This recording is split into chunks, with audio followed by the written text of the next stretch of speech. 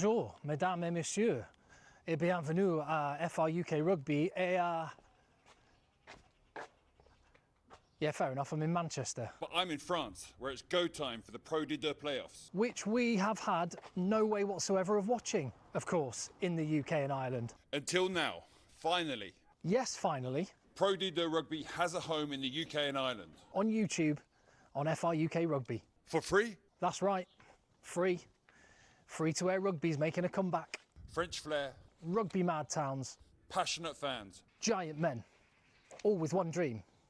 Of reaching the world's biggest domestic rugby competition. The top 14. Subscribe on YouTube. Join us for the playoffs. Join us for the barrage. The semi-final. And the final as we follow one team to the promised land. La Vache.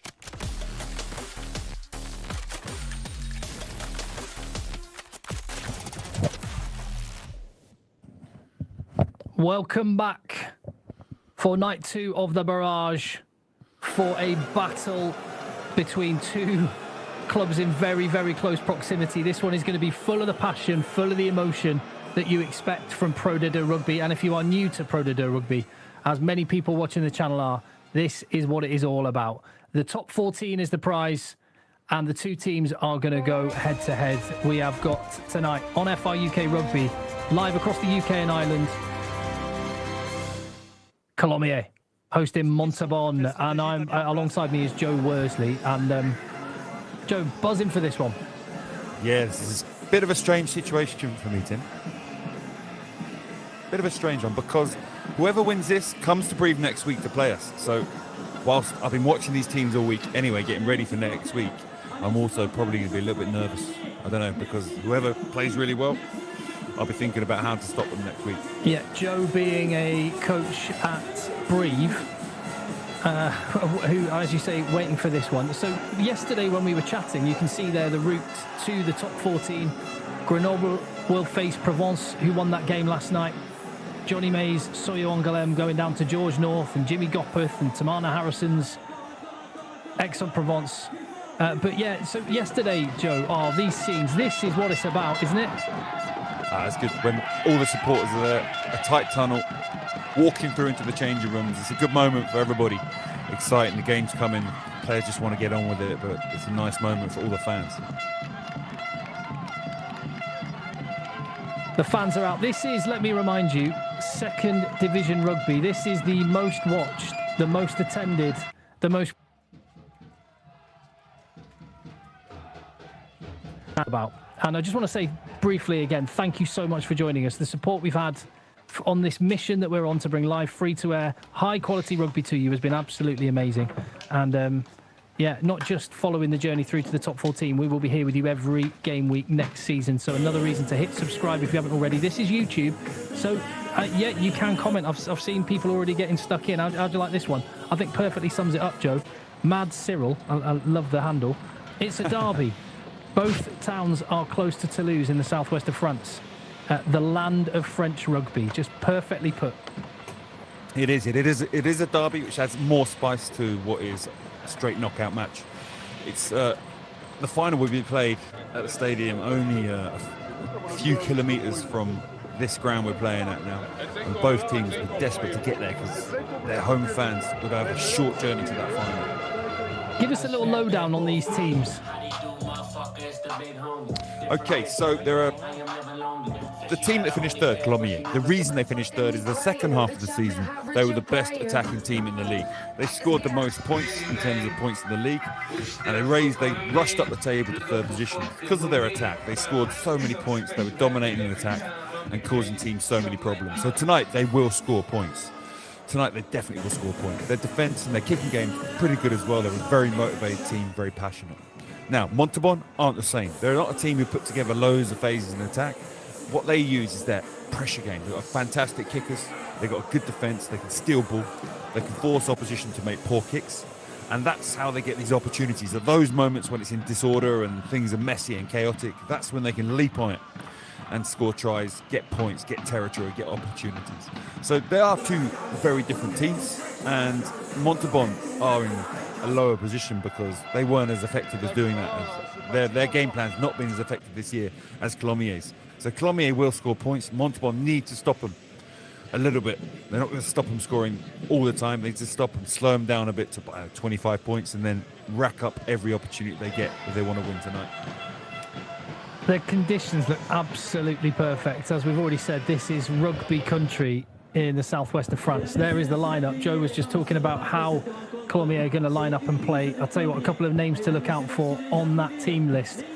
Caleb Timu, the number 8, he gives them so much go forward. Exactly the kind of platform which the attacking game that Joe mentioned they like to play is built on, along with the direct running of Ray Nu'u.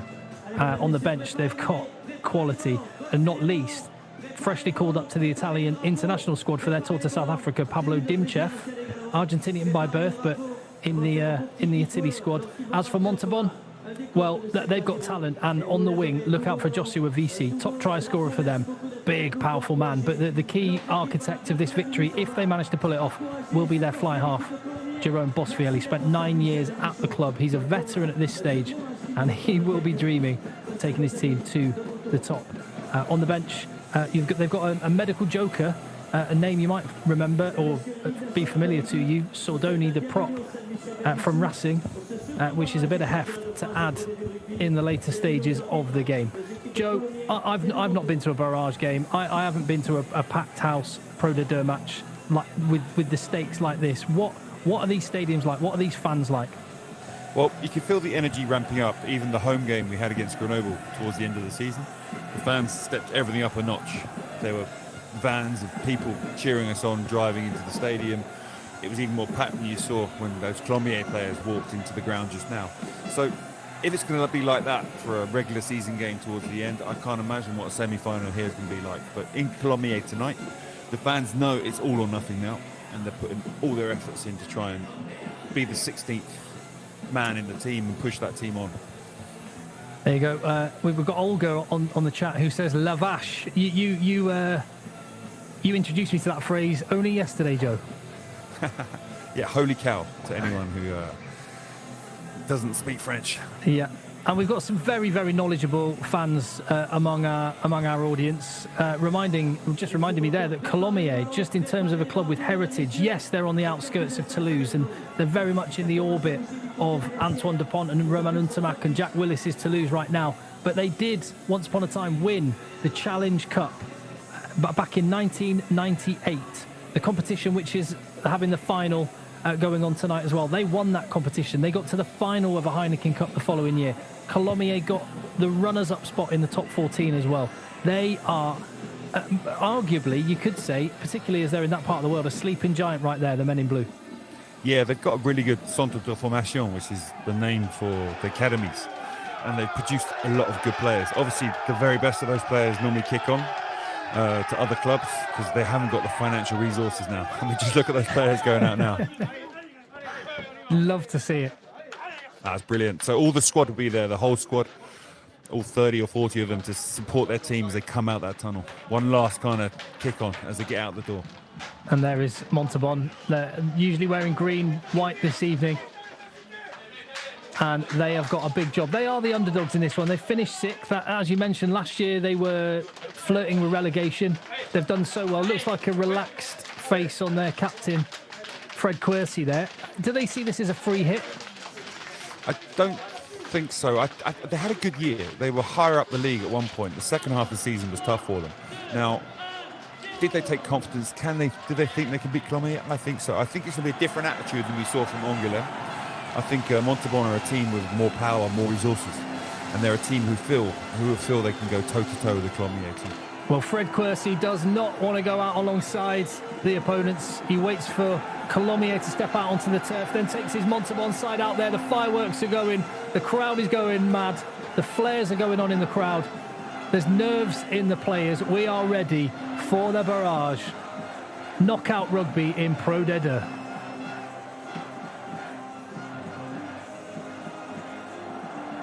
Oh man, I just can't imagine what the semi-finals and final are going to be like if this is what it's about. But as we said, we've got extra edge on this one with the two teams being, well, it's 30 miles, I think, is the 36 miles up the A62 from this stadium to Montauban's. Yeah, so some emotional players there. I think one or two might be retiring, like Heron. He was in a deep squat there, having to think about what could possibly be his last game.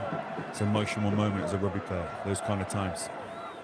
Brett Heron, like you say, will be familiar to fans in the UK, formerly of Harlequins, Ulster as well. Spirits and Jersey on his journey. He's only 29, but as you say, he has said this will be his final season of rugby. Will it be his final game? He'll be hoping not.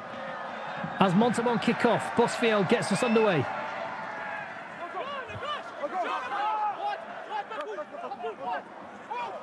And it's Heron in to the scrum half position. His 9 getting tied up. But Degmash is back there with the exit. Balloon on the pitch and the ball's bobbling around.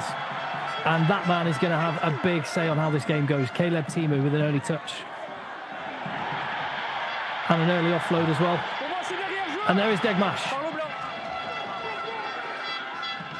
Colomier wasted no time to get into a pattern. Oh, so the referee gave a penalty there because the support player fell onto the floor. As soon as the support player is no longer supporting his body weight, the ref deems that it's free, it's not a ruck anymore, and the player can then steal the ball.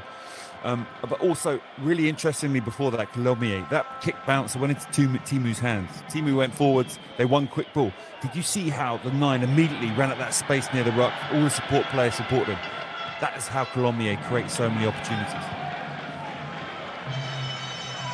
I have to say that the stadium DJ, there's Sebastian Tiersport,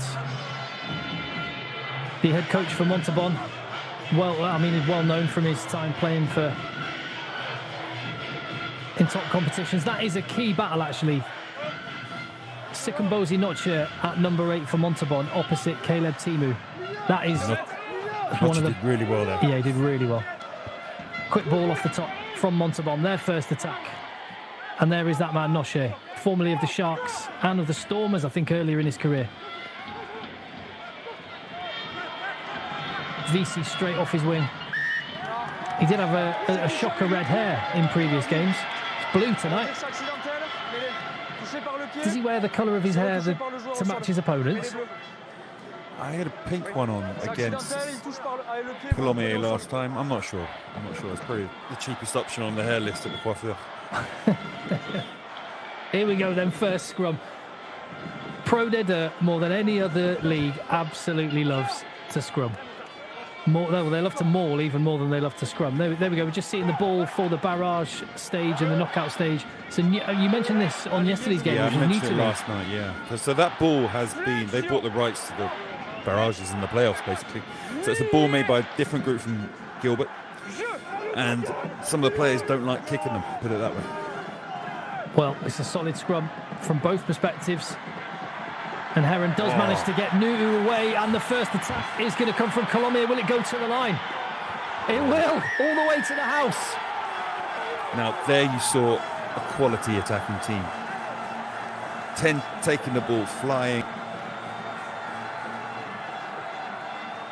Speed, great step, great offload to players who are flying onto support lines. Let's just watch this again. Brett Heron, it's Nu'u. Such a focal point in attack. The chicken wing out the back offload to JT Jackson. No, fantastic try.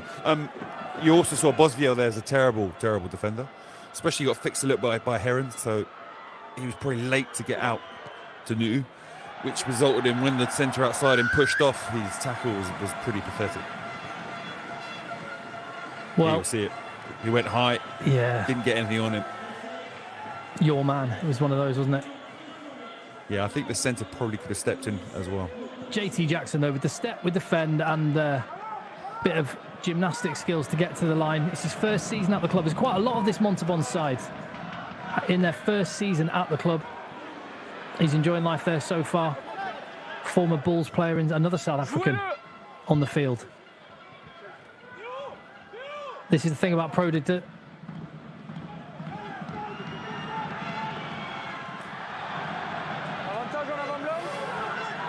Correction, Martin Dulon. We'll talk about JT Jackson in a bit. He's the number 13 for Colomier, Martin Dulon. JT Jackson from Montauban. Sorry, Joe. Now you saw Pacom also kicking there at the end. He is an incredible player. He's just been recruited by La Rochelle apparently. Big loss for the Colomier team, but they'll be getting paid a fortune for him. He's a great talent. He's played many games for the team already, and that'll be a shed load of cash La Rochelle will be forking out for him. How does that work, Joe, when they want to sign a player? Because often players tend to move in England. Certainly, I know that when someone's contract ends, but they just buy them out of their contract. You can buy them out of the contract, but also if they play for the Espoirs, they were formed at the academy at the club. You got to pay a lot of money, up to £1 million for a player. If he's played a significant number of senior games, he was trained at that club, part of that club. You got to pay a lot of cash to get him out of it. Not share setting the target, untidy ball from Colomier. Montauban have the opportunity. Bosfield sat a little bit deeper. Think he might go to the boot. This has worked a few times for them this season. In fact, that exact move came up with a try against Colomier in their previous game. Not this time.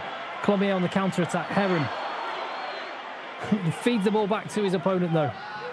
Kylian Ringwe with the interception. Noise from the crowd already. The drums are going. The horns are going. There's 11, 12,000 maybe. Standing room only at the Stade Michel Bondeschou, and they're seeing a physical start to this game, and Caleb Timu is away. Wow, you just saw Montauban cannot get going forward. Their attack is not creating fast ball. If they keep playing like that, this is the kind of thing that can happen. They really need to go to their pressure game a lot sooner than they were, because if they keep running up their own ass, we could say, like they're doing here, then this sort of situation will happen a lot. That's 2 tries in under 10 minutes. Just under so much pressure. Caleb Timu, flooding through a hole. That guy's had an interesting life. I think he's born in New Zealand, started playing rugby in Australia. Started playing rugby league in Australia, Joe. He was straight out of high school. He went to the Brisbane Broncos. Then he left them and had issues, injury issues, became a chauffeur or something. Clermont, Bordeaux. And then moved to France, yeah. He's had a good time since he's been here. And that is his 12th try of the season for the big number 8. Little wave to the crowd on his way through to the line. Perfect start for Colomier. I think that was his either one of his family members or the local butcher who provides him with enough meat to keep that body in some sort of shape. The restart. Montauban are ready.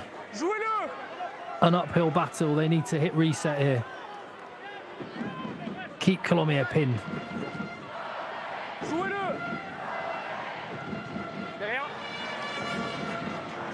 Degmash goes to the sky. Little too deep, perhaps. Opportunity for a counter, or at least maybe opportunity for Montauban to set a shape. Not if they have the ball untidy like that at the breakdown. And again, playing off scraps at the minute. And you can see the number of Montauban players that are having to be close to the ball, therefore no option. Back it goes. And to rub it in, the assistant referee's called a scrum. Colomier. Yeah, I think one of those times the ball bobbled out of a ruck, they knocked it on. The Colomier are putting Montauban under huge pressure. Every time they can, they're getting off the line, putting such pressure on the first receiver that Montauban are even struggling to set up a ruck to kick from. Colomier have just come out the blocks flying at the moment.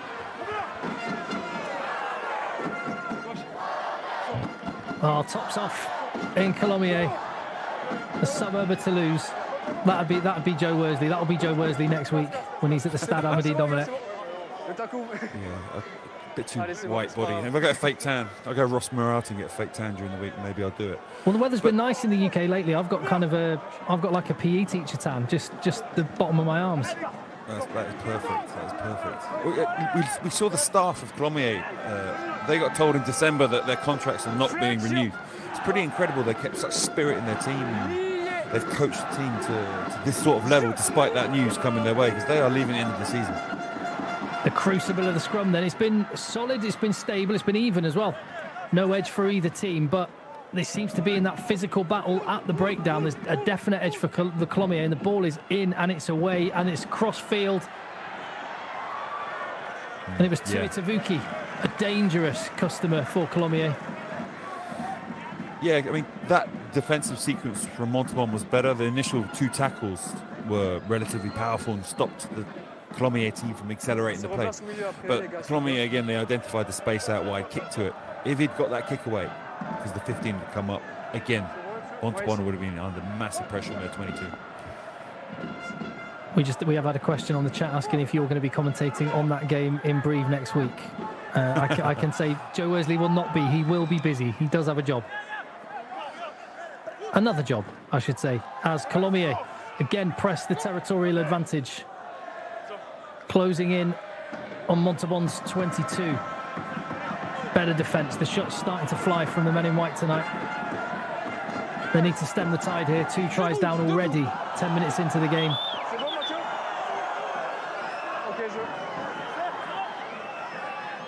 Max Grenouillet taking the ball forward. Coletta following him. They've got some big units in the Colomier pack. And there are numbers stacked to the left. Defensive line well set as well, though. Brett Heron picks it off his toes. Yeah, much better defensive set from Montauban there. Let's see what they can do with this ball then. It's Bosfield back in the pocket. He's got a huge boot on him, as you can see there, and he's managed to find grass. Seasoned campaigner, the fly half. Knows how to drive his team around the field. And he might have engineered a possible transition opportunity here. Baptiste Mouchou. Ray Nuu nearly getting his hands on the ball. The ball does feed back. And Montauban haven't really hit their shape yet. And with every phase, seem to be going backwards a couple of yards. Defence on top. Yeah, Colomier certainly. There, they were outplayed and gave Montauban an opportunity to counter that, try and get fast ball and play on top. But then again, you saw the difference between Colomier and Montauban in the class of their attacking play. But Montauban would take comfort from that defensive set they did before. They're a bit lucky to get away with no penalty. The referee was looking elsewhere and they slowed the 9 down once. But 1, 2, 3, 4 slow rucks, and then they created a turnover. Didn't let Colomier get going. We saw this in the game last night. Is it just as simple as winning that gain line collision and then everything, your shape falls into place? Yes, but a scrum, for example. This scrum, if they pass well, hit the line well, like they did in that first try, and just go forward. After that, the Montauban team's going to have to work so hard for somebody to get that dominant hit to allow them to get back on top. So the work you do during the ruck, I mean, the ruck's fast. It's harder to get wide, and it's harder to come up hard. It's harder to tackle in twos. It's harder to dominate those collisions. So if initially the team gets go forward, afterwards it's going to take a little bit more time to get back on top, if they ever get back on top. Here we go then. Who doesn't love a reset scrum and a bit of gladiatorial tight battle up front? Montauban get an edge on that one. The ball up and away. Heron, miss pass, nudge through. Tuitavuki's on this, and it could be a hat-trick of tries already in the game. Couldn't quite pick it up off his toes. Oh man, they were so lucky there. Where was the winger? That was diabolical positioning from the Montauban back three. The 15 came up because he had to. He's going to take the last man on a scrum attack like that. The winger, or maybe the back nearest to the scrum on the far side, should have been there covering that one. What's going on, Joe? Because it seems like from what you're saying, there's a few basic things that as you're a coach, you wouldn't train like this through the week. They're making strange decisions in some cases. Is this nerves? I think Colomier put massive pressure on the Montauban team. You've seen one try come from a fantastic attack off a scrum, isolating a very weak tackler against a very good ball carrier, creates a try. Anyway, the second try was very much an error from the Montauban team that wasn't going forward and carried on playing when they shouldn't have. So it's a bit game management. Mistakes like we just saw there is pretty more individual. I think VC just switched off and didn't cover the part of the pitch he should have been. I'm sorry, I'm blaming VC there, whereas in reality it was Relak, who was the one who wasn't in position. Here we go then. Scrum time on the 5-metre line. Colomier can press home their advantage.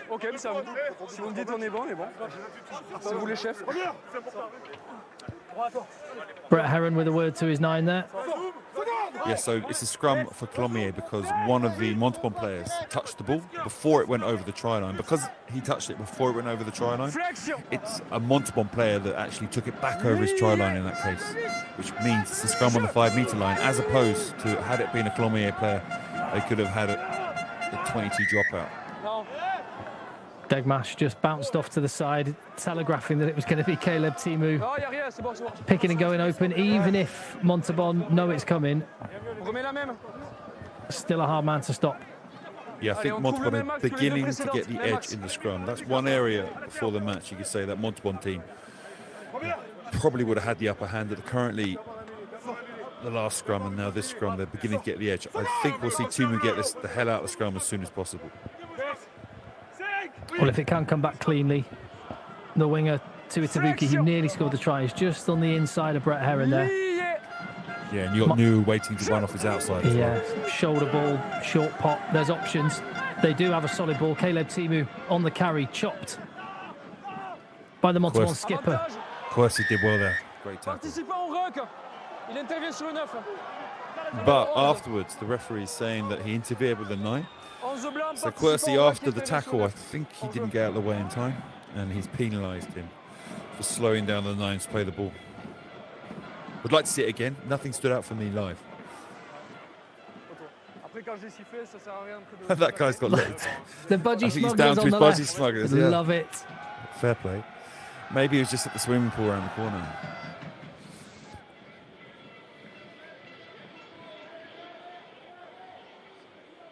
You can oh no, it's actually VC. It's actually VC. That was a dumb penalty. What is he doing? The hard work had been done.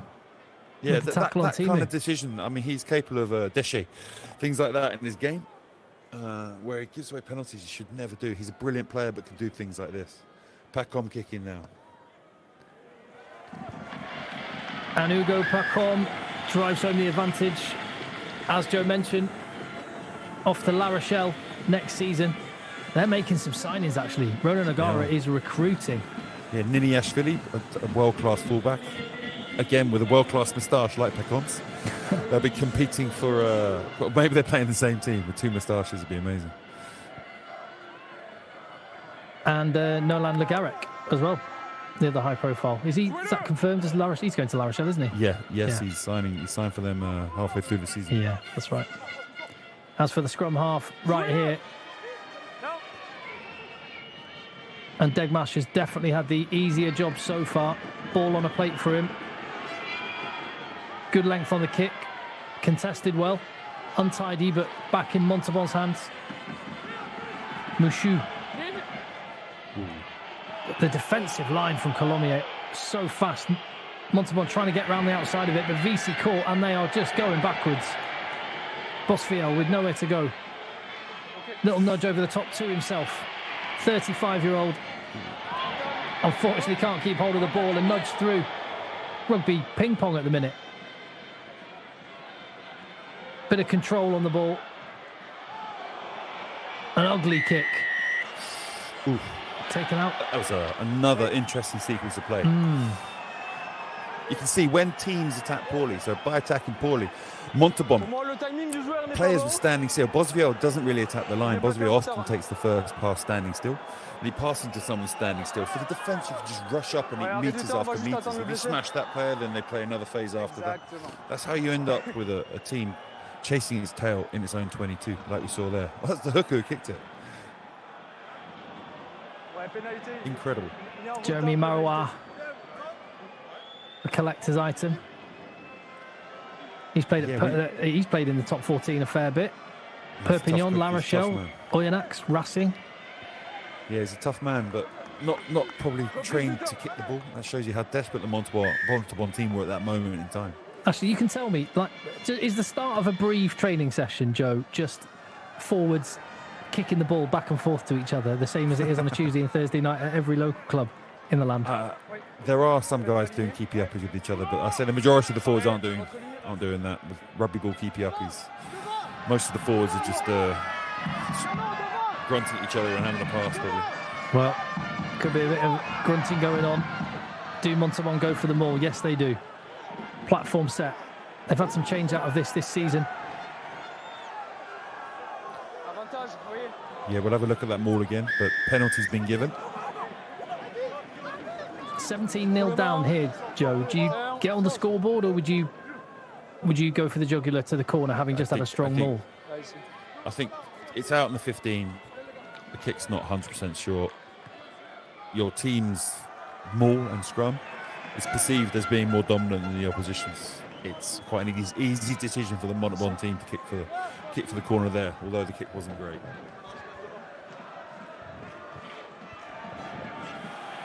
So the referee thought one of the Colomier players dragged it down, so I gave the penalty. It wasn't evident there who did it. To the tail this time. Big moment for Montauban. Was that not forward? Went backwards, says the referee, so on we go. Important stage of the game. Nearly 20 minutes in, 17 points down. Knockout rugby, remember. Local derby. All on the line. Timu's over that ball. Good steal. So, Timu read that pretty well. The player carrying the ball, I'm not sure which number it was for Montauban, he spun out of a tackle, carried on running, and his support player was pulling him forward. When he got tackled and went to the deck, the support player fell with him. And because the support player fell down, he wasn't on his feet, he wasn't maintaining his body weight, it allowed Timu to dive onto the ball and jackal it. A good decision from the team. Venez là. Il respecte pas pour le score. Vous avez peut-être vos raisons, d'accord, mais on va redescendre. Il chambre quand il marque, il rechambre là, il chambre au milieu.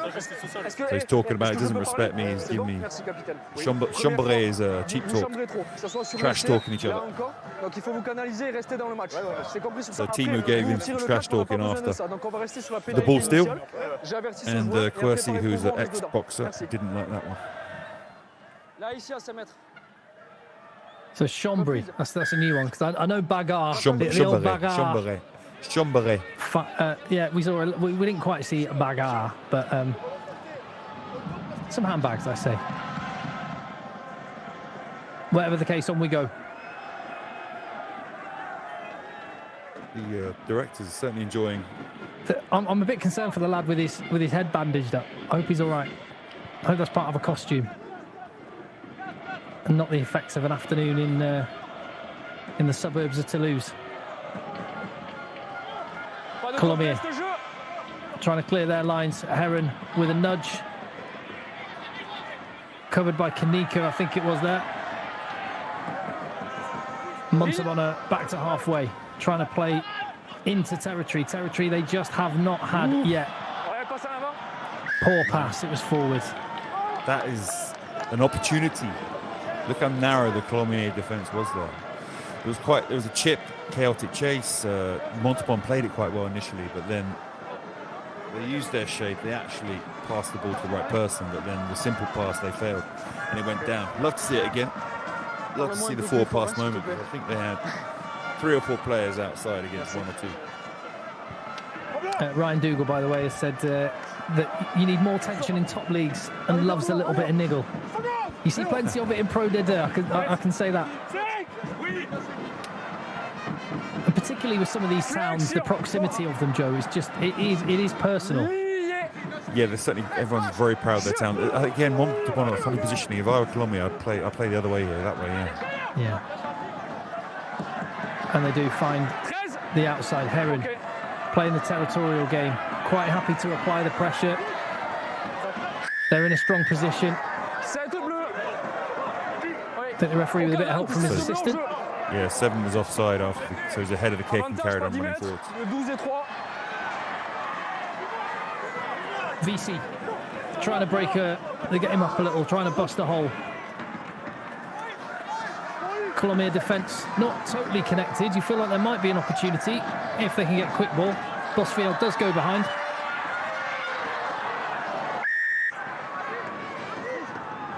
And they're going to get another go.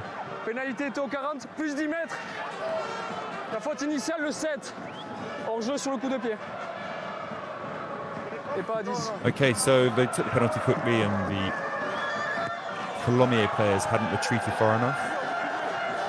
So they gave him 10 more meters and another go. But you saw there, Montauban had begun to stress that Colomier defence, and for the first time they're creating space in the game. Sebastian Thiesbord, coach at Montauban. Yeah, played 9 for Toulon with Johnny Wilkinson many years That's ago. the one I was thinking he won the he was the 9 that won the Heineken Cup with all those superstars. Yeah, he was one of the 2 French guys in the team. Who was the other? The It was Bastereau. back row. No, the back row were called. Bastereau was later. Anyway, back with the game. There we go. Comment in the comments. Who was the other Frenchman that played in that team with Thiesbord when he partnered Johnny Wilkinson? 2 Frenchmen that won the Heineken Cup. Let's keep our attention on this game, especially as Montauban, as they come to the blind side. VC getting his hands on the ball, and that's what VC can do. Bust through the first tackle. It doesn't generate the quick ball, but they have another go. Bosfiel pulling strings and out the back again. Render thinks better of the pass, holds on to it. Possession for once, this time to an edge. Clement bats. Kanika, his second row partner. And there we go, some speed and out the back. Opportunity taken is the hooker. Marois.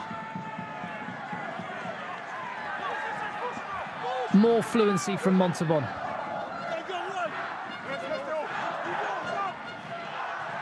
And they're lined up on the right-hand side. So too is the Colomier defence. Guillaume Tartas doing his job in the guard position. There we go, the whole bust open. Oh, it was the try line begging, not sure. That was fantastic play from the 9. So one of the Colomier players next to the ruck dove in and tried to jackal the ball. There were already 2 players in the collision. He dove in and tried to jackal the ball, which left space around the ruck, which you can see here. 2 players attacked off him, and that's really good attack at that time from Montauban. Should have been a try. More fluid, more flow from Montauban. Yeah, definitely. They'll take... I mean, if they carry on, they've improved in the last 10 minutes with their attack. They do bounce around, don't really flow around the pitch, but during that sequence of play, what do they have? 7, 8 phases? And twice they created opportunities. Once where the hooker didn't pass the ball, and that one there. There's the men on the bench. Guillaume Tartas getting some treatment. Might need some replacements. A reminder, Joe, of how the replacements work. It's slightly different from rugby around the UK, in the UFC, in the Premiership. In effect, it's rolling subs, so some props might come off after half an hour, spend half an hour on the bench, and then go back on for the last 20. So it's a bit more flexible in terms of replacements. Right, Colomier on their own line then. They haven't been here nearly as often as Montauban would have liked. Not a clean pass, but a tidy exit under very little pressure. Yeah, that little pressure is what's bugging me. You saw the pressure Colomier have been putting on Montauban when they're trying to exit from their half. I don't know why Montauban, a poor pass, they could be up in the face of that kick and they could have an opportunity in the opposition 22. Instead, they're 35, 38 metres out. Yeah, the man clearing there, Vincent Pinto, Portuguese international. We are without in this game his Portuguese teammate, Rodrigo Marta, the guy who scored that last-minute winner against Fiji in the Rugby World Cup. They've got some firepower out back, have Colomier, but it's Montauban that want to flex theirs. That was JT Jackson on the ball. The former ball out the back it goes. Good hands from Notchier, and Render is in. Reward for the efforts. Game on. Try Montauban. That was, again, a good attack. I'd love to see it again. Bosfiel actually ran and drew somebody and passed the ball. Dude's an amazing kicker. He doesn't always attack as well as that, but they did really well. The Green Army in full voice. Big flag saying Sapiac Ultras. They absolutely love their rugby in Montauban. They love their team, and they've got something to cheer. Two simple but very effective passes. Notcher and Bosfiel out the back. The decoy runners doing their job, and Render with a clear run to the line. I mean, what created that try was Jackson held hidden behind Bosfiel, deeper than Bosfiel, just running behind, tracking him. Bosfiel ran at the line and fixed the defender in front of him. The attacker further out was running at the defender outside of Bosfiel, and they pulled apart that hole when Bosfiel ran at the line. And then at the last minute, Jackson pops up on his left shoulder into that space they created. Perfect pass, perfect timing. Also, that block on the 7 helped massively for stopping him from getting to the ball. VC's happy with that. Pinto not so much. 27 minutes gone. It's 17-7.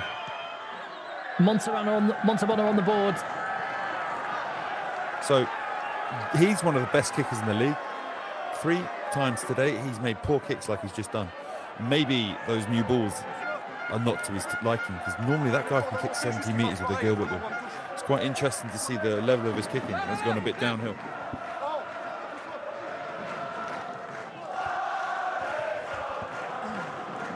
That tune is one that is sung around all of the grounds around France. Love to hear the crowds. Colomier trying to get behind their team. Montauban in full voice. Stepping out of the line, creating an opportunity. Should it have gone to hand for Tuitavuki? Yeah, they're going to be really disappointed, because I'm not sure who shot out of the line. I'd like to have another look. I think it was the outside centre. So the defender, if he thinks he can get the man and ball, I think it's actually VC who shot out of the line again. If he thinks he can get man and ball, you can shoot out the line. But you're taking a huge risk if you start leaving your channel. And there, I think VC flew in on the into the defender's channel on the inside, thinking he'd get a man and ball. As soon as that pass goes away, you're in trouble afterwards. Colomier should have done better, and they'll be regretting not doing better in that situation.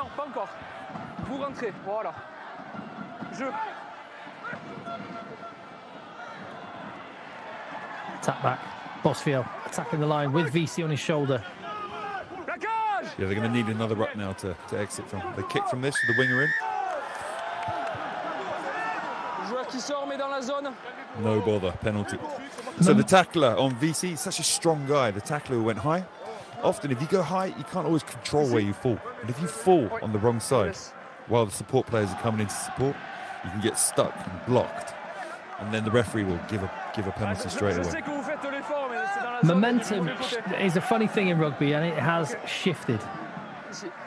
Yeah, definitely. Montauban have actually improved their game as well. Colomiers struggling to put the pressure on them that they did before. And you can see there the tackler stuck on the wrong side. All 7 in the line-up for this one. Tapped uncleanly, but it makes its way to Render, the try scorer. VC on his shoulder and recycled. Kanika taking it to the Colomier midfield. The phase is starting to come now.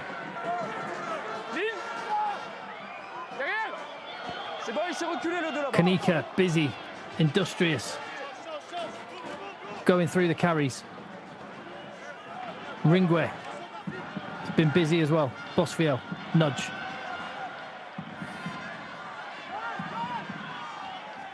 Tuitavuki. I was going to say a Fijian sidestep. I think he's Tongan. I think they're running straight to Tongan.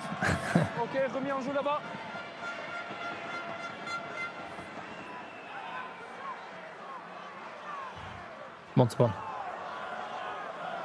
Render on the right-hand touchline. Territory is massive. Do Montauban just want to engineer an opportunity to try and take it? Looks that way. Yeah, it's strange they didn't go for the kick option earlier. It's a strange decision to counter-attack from Bosfiel. Degmash. Little long perhaps. Defence was there, and there's a lovely offload to Tuitavuki. Holds on, thought about the offload, carrying the ball in the palm of his hand. Held onto it, but Quercy was getting both his hands to the ball as well. Yeah, I'd love to see that again. It was a great pass, and the chase line wasn't good, and they left some holes. But they got go forward, and he got isolated a little bit from his support players. I think Quercy identified the opportunity, went on it, but again, it'd be good to see this in slow-mo. Quercy's great play at the breakdown. Now they've got a decision, 10-point game. Well within Bosfiel's range. Parce que même sur les sorties de règle, vigilance, quand le ballon est sorti, ils peuvent monter. Et tu dis genre fais attention à pas sortir. Que le ballon, s'il n'est pas couvert, il peut It's hard to monter. tell. I think the 9 was the one actually on the ball Yeah. first. C'est pas moi. C'est vous le Hugo neuf, non? Zabalza, Ok, c'est à vous de le voir. a man who throughout his career, he's 25 now, so he's still got a lot of time left in it. He's almost broken through with Bayonne, with Bordeaux, with Stade Francais, but not quite.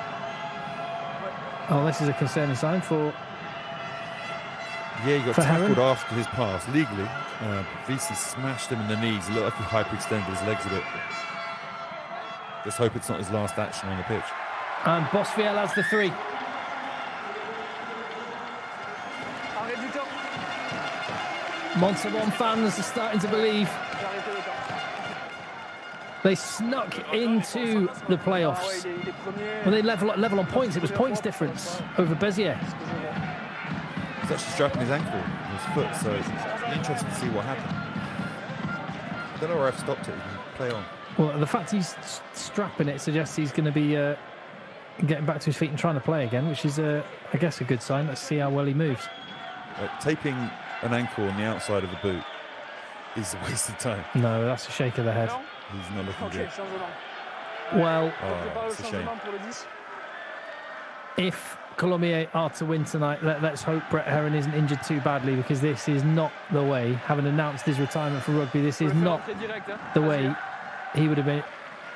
No, and also Colomier, the other 10 who was probably first choice during the season, Argentinian, forgot his name, but he's actually injured as well. So Well, I wonder if they have put Pacom there. Yeah, Pacom might step up actually, because he's polyvalent. He can play 15. right? Yeah, but just get Or confirmation of who came on. It may well have been. Oh no, it's Valentin Saw who is on. You do not expect that from a class player, and Noche. That error when he could have scored the try, and then just dropping a simple kick.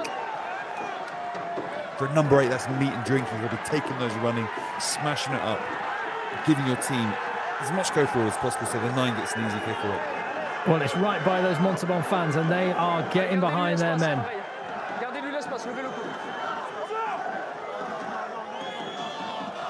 We'll wait and see how they are lined up, where Valentin Saws, who's come on, is there. And if Pacom is stepping up into the 10 position. I think he has it. Looks that way. Yeah, I think it's 22 out wide. Inside the wing. It's De La Vega is the player you were thinking of, the 10 for Colomier, who's already injured. Great Spanish name. Argentinian name, sorry. Rayak defending his man. It was Pinto and the other winger. Tuitabuki's loitering with space, but it comes back to the right. Caleb Timu also staying on the left-hand side. If they swing it back, goes direct. Great attacking opportunity for Colomier. 17-0 up. They've been clawed back to within 7 points. Numéro 7, en jeu. Yeah, offside on number 7 before that last ruck happened. Kylian Ringway, he's 21, one of a number of players on the field tonight, as we seem to say with every Pro D2 game, from the Toulouse Academy. It's frightening, the talent that comes out of that place.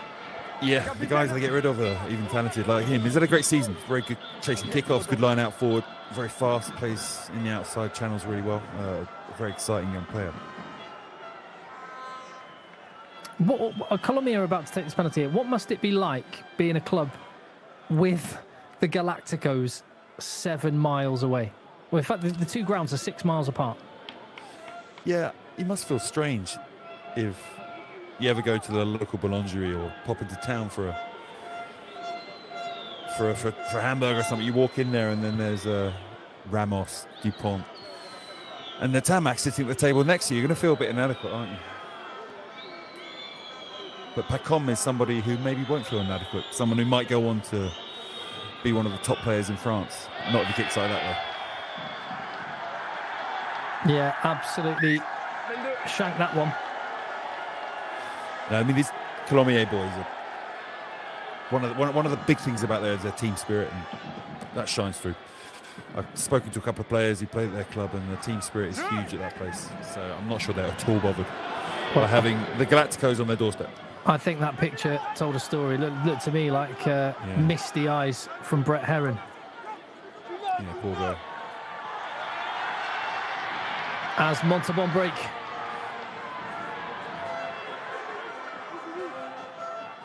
It has shifted into their favour. Bosfiel goes crossfield. VC is after this one. And Ringway as well. The pair of them. Pinning Timu into the corner. Does well to let the ball go. Pick it back up again. But Tavuki could not take the pass. And that's great change from Montauban. That is great. So Montauban, they're good in the chaos. They're good at chaos. And you see chaos there. It was a 22 quickly taken. And they just play what they saw in front of them. They're good at that. And then Bosfiel saw the space in the backfield and belted yet another great kick. VC great chase. Puts Timu down. And their hustle provokes an opportunity for Montauban. That's the kind of play they need to be producing. Well, exactly. That's what you just said. I mean, it was a good kick from Bosfiel, but what was that Warren Gatland phrase? Or maybe he got it from somewhere else. Be the best at the things that require no skill. Just chase hard. Yeah. And Ringway and VC did it there. And look at Montauban now. An opportunity to, who knows, maybe level the scores with another 7 as we approach half-time here in the Pro D2 Barrage knockout rugby. All on the line here. Brive await the winner.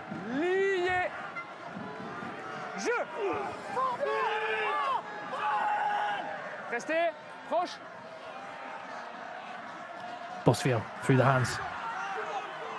JT Jackson setting the target. There is space there. Is it Bosfiel himself? He gets the ball to the left touch line where Ivan Reak is waiting.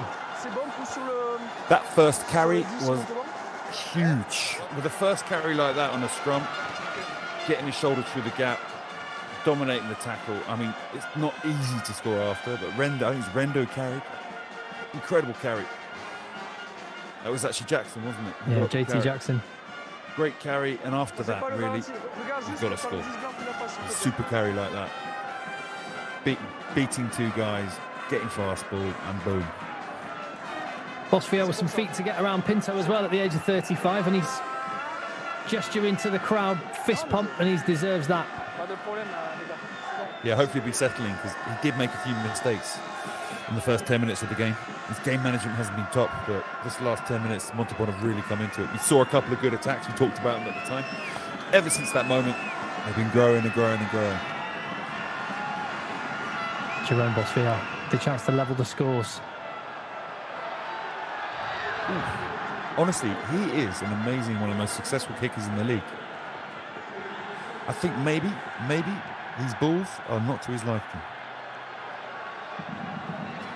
Handling skills fine, but his kicking game's not. Yeah, it's an interesting one to watch. And you mentioned that it's been said by a few players. You've heard it coming from various places that they're not quite as comfortable with the ball. So how far is this one going to go? Well, we've seen him kick him a lot further than that. That's for sure. Just trying to work out. He's a guy who will target higher than the 50-metre line. So interesting. We've seen Bosfiel practically get a 22-22, let alone a 50-22. Yeah, strange, but hey, we'll Could not be know the the answer to that one. Could be the last play of the half. And we have got a proper game on our hands. 2 tries apiece, 2 points the difference. Colomier and Montauban. This is why we are bringing you Pro D2 Rugby on FR UK. Right through the playoffs and all next season as well. So that's one warning. They'll have to play this now. It comes Reynou. Oh no, he's given a penalty. Penalty advantage. Yeah. Playing with advantage so they can roll the dice on the last play of the game. So in the maul, I think he said 7 from the Montauban team lifted up the legs. Sorry, the 5 lifted the legs, and then Vichy was offside in midfield.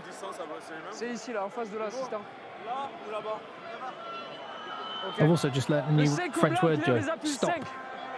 That's one of the easy ones to remember. Yeah, so a poor exit from a guy who normally kicks well. This is the result of small losses like that. Instead of a scrum, 55, 60 metres out from the pit, you've got a line, instead of a line out 50, 60 metres away, you have a line out 35, 40 away. Then you concede a penalty at the mark. Then they can either kick 3 points or kick it into your 22 for a last attacking opportunity. What do you think the Colomier coach was vexed about then? Just trying to tell his team to go for the corner, or just frustration bubbling over from losing a 17-0 lead? I mean, it's tough to say. It's tough to say. It could be so many things. Maybe he wanted them to kick 3 and they ignored him. Maybe he saw the guy in the trunks and was so disgusted he thought, I'll just shout something. But it is a feature of French rugby that the coaches are there on the touchline prowling. Definitely. There's some quality positions those coaches are going to hold. Some of the languages luckily if you don't speak French, you don't want to hear language like that. Well, Colomier can try and finish the half strongly. Guillaume Tatas making it a double carry with the props, both of them getting some yards.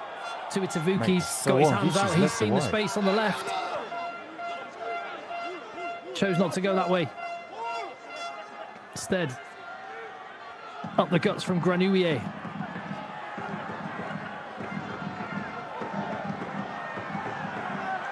And it was Collet on the carry, spilled, and that's going to be the end of the first half.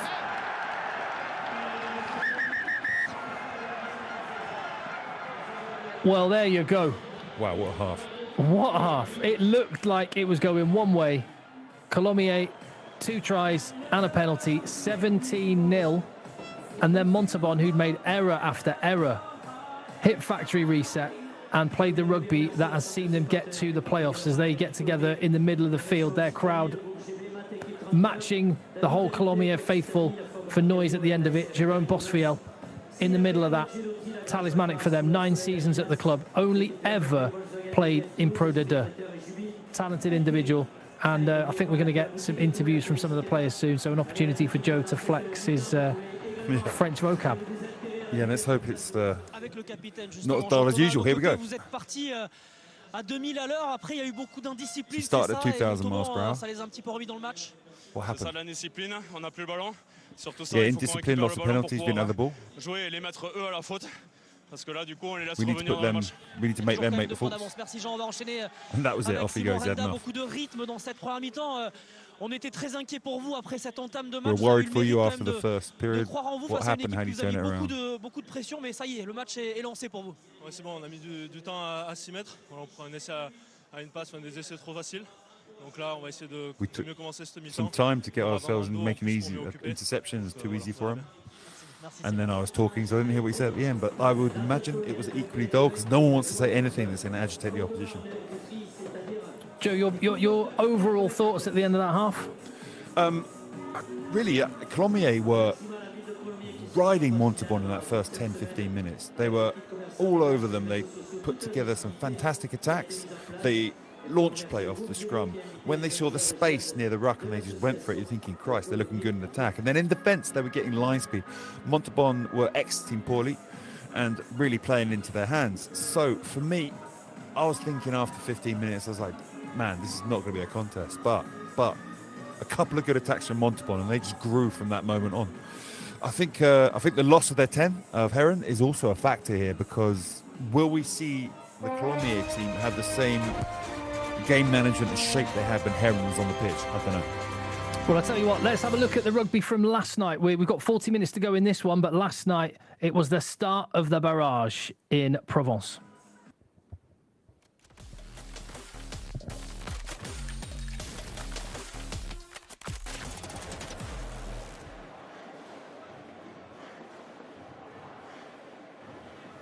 And here they go, out onto the turf, artificial turf at the Stade Maurice David in Provence. Soyo-Angoulême from the Charente region. What can they make of this attacking platform? It comes out the back to the left, and they're going to score. Left-hand touchline. Nathan Farissier opens the scoring. We are just 2 minutes in, and the deadlock has been broken. Big Zafra, the Colombian international. As the ball goes through the hands, Inga Finau, can he spin to the line? He's got the ball down. sat there scribbling notes for the next couple of weeks, Joe, as you're doing this? Oh, definitely. This week's a week for notes. Well, That could work. little chicken wing offload. I think Jordan North is still down on the deck, but it's ended in a try for Nadir Boudiger. Let's see what the forwards can do. Will they go for the maul this time? We've seen it off the top several times. They're going straight for the set, and it is competed by Angoulême, but I don't think it's going to be enough. They're going all the way to the line. At the heart of the action for Provence with a carry. Paul Melez wide, and it's out the back, and there's space on this edge again. Tamarina Harrison is waiting. And that is pure power. Ooh, did he get that? Was that a knock-on, or did he pick it up clean? I think he might have picked it up. Picked that up. Kids and families are coming along. We'll be watching this on a big screen in one of the big rooms in the stand. Oh, dear. Lepeg is away. 19 tries to his name. It's going to be number 20. First from the postseason for him, and that, you feel, as the arm is in the air, is the game. Exactly what it was. Well, I need more details, Joe Worsley. Work on that. I will find out. Well, we're going to have a chance to talk about Maurizio Reggiardo next week, because he has led his team to a convincing victory. Jimmy Gopperth with the grins. He knows he's going to get to wear that black jersey one more time at least. Well, there's a contrast. The tears in the eyes of Brett Herron and the absolute joy of Jimmy Gopperth. It was a dominant performance from Aix-en-Provence. Yeah, Jimmy's just happy at 42 he got through another match. Incredible. So they 41, sorry. When is he 42? 42 next month. Next month. 42 next month. Before his 42nd birthday, he and his Aix-en-Provence teammates will head to Grenoble, top of the table. Brive lie in wait for the winners here. Thank you so much. I'll get through some of the questions and comments that have been coming in on the channel. Do keep them coming, and drop a little thumbs up on the video if you haven't already, because that just helps spread the word. We've just rolled the dice. We want to bring free rugby to the UK and Ireland, and this brilliant competition as well, so that would really help. And if you want to know more about what we do when the games aren't on, here's a flavour.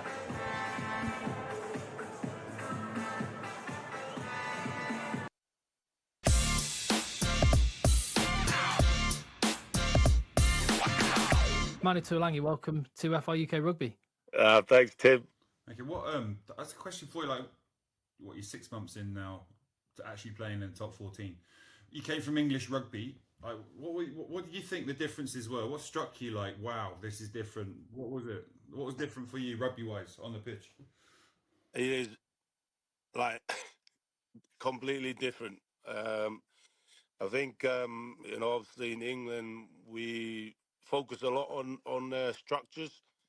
A lot of structure, kicking game. Where I came here, it's all about continuity, all about attack, all out offload, the speed of ruck, which from defense point of view is very hard when the other team is on the front foot, trying to slow down the ruck, trying to get tackle time, because over here they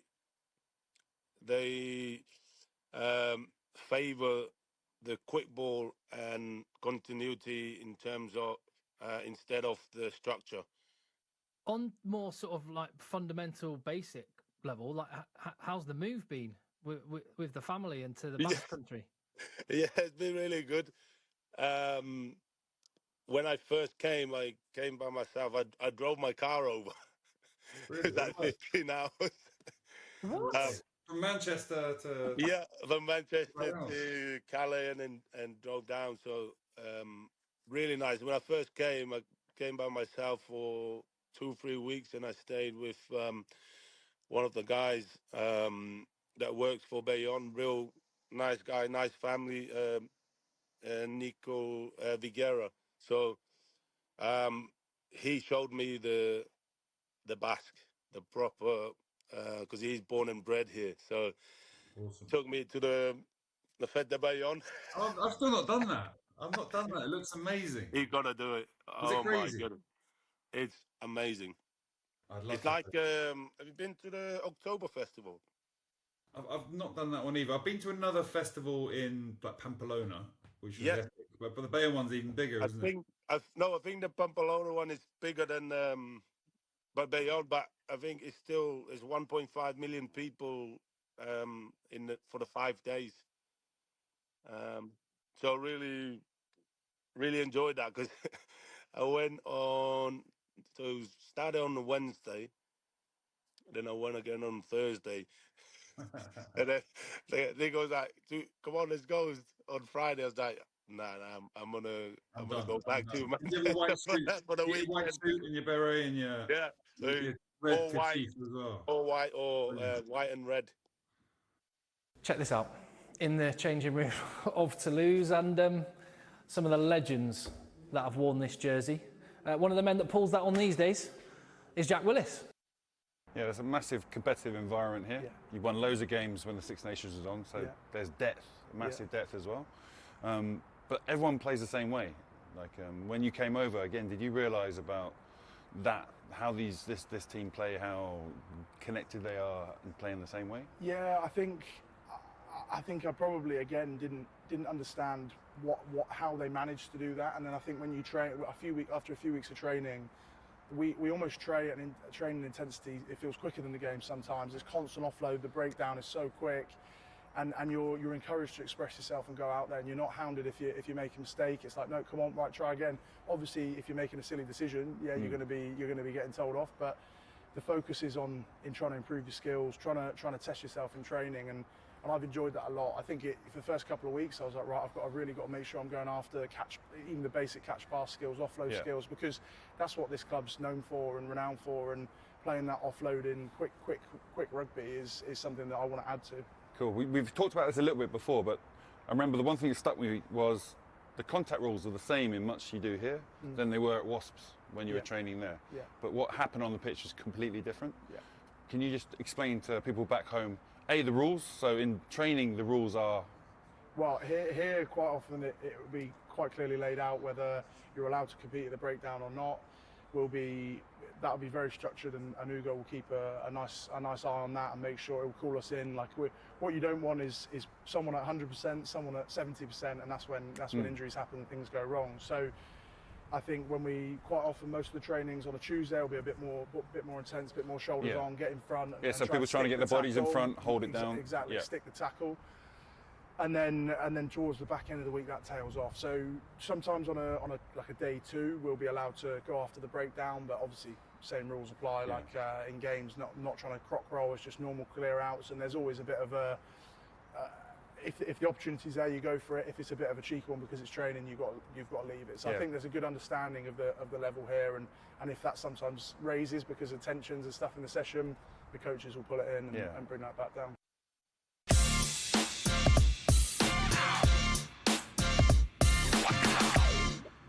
GWH in the comments said, wow, they got Manu. Yeah, we did.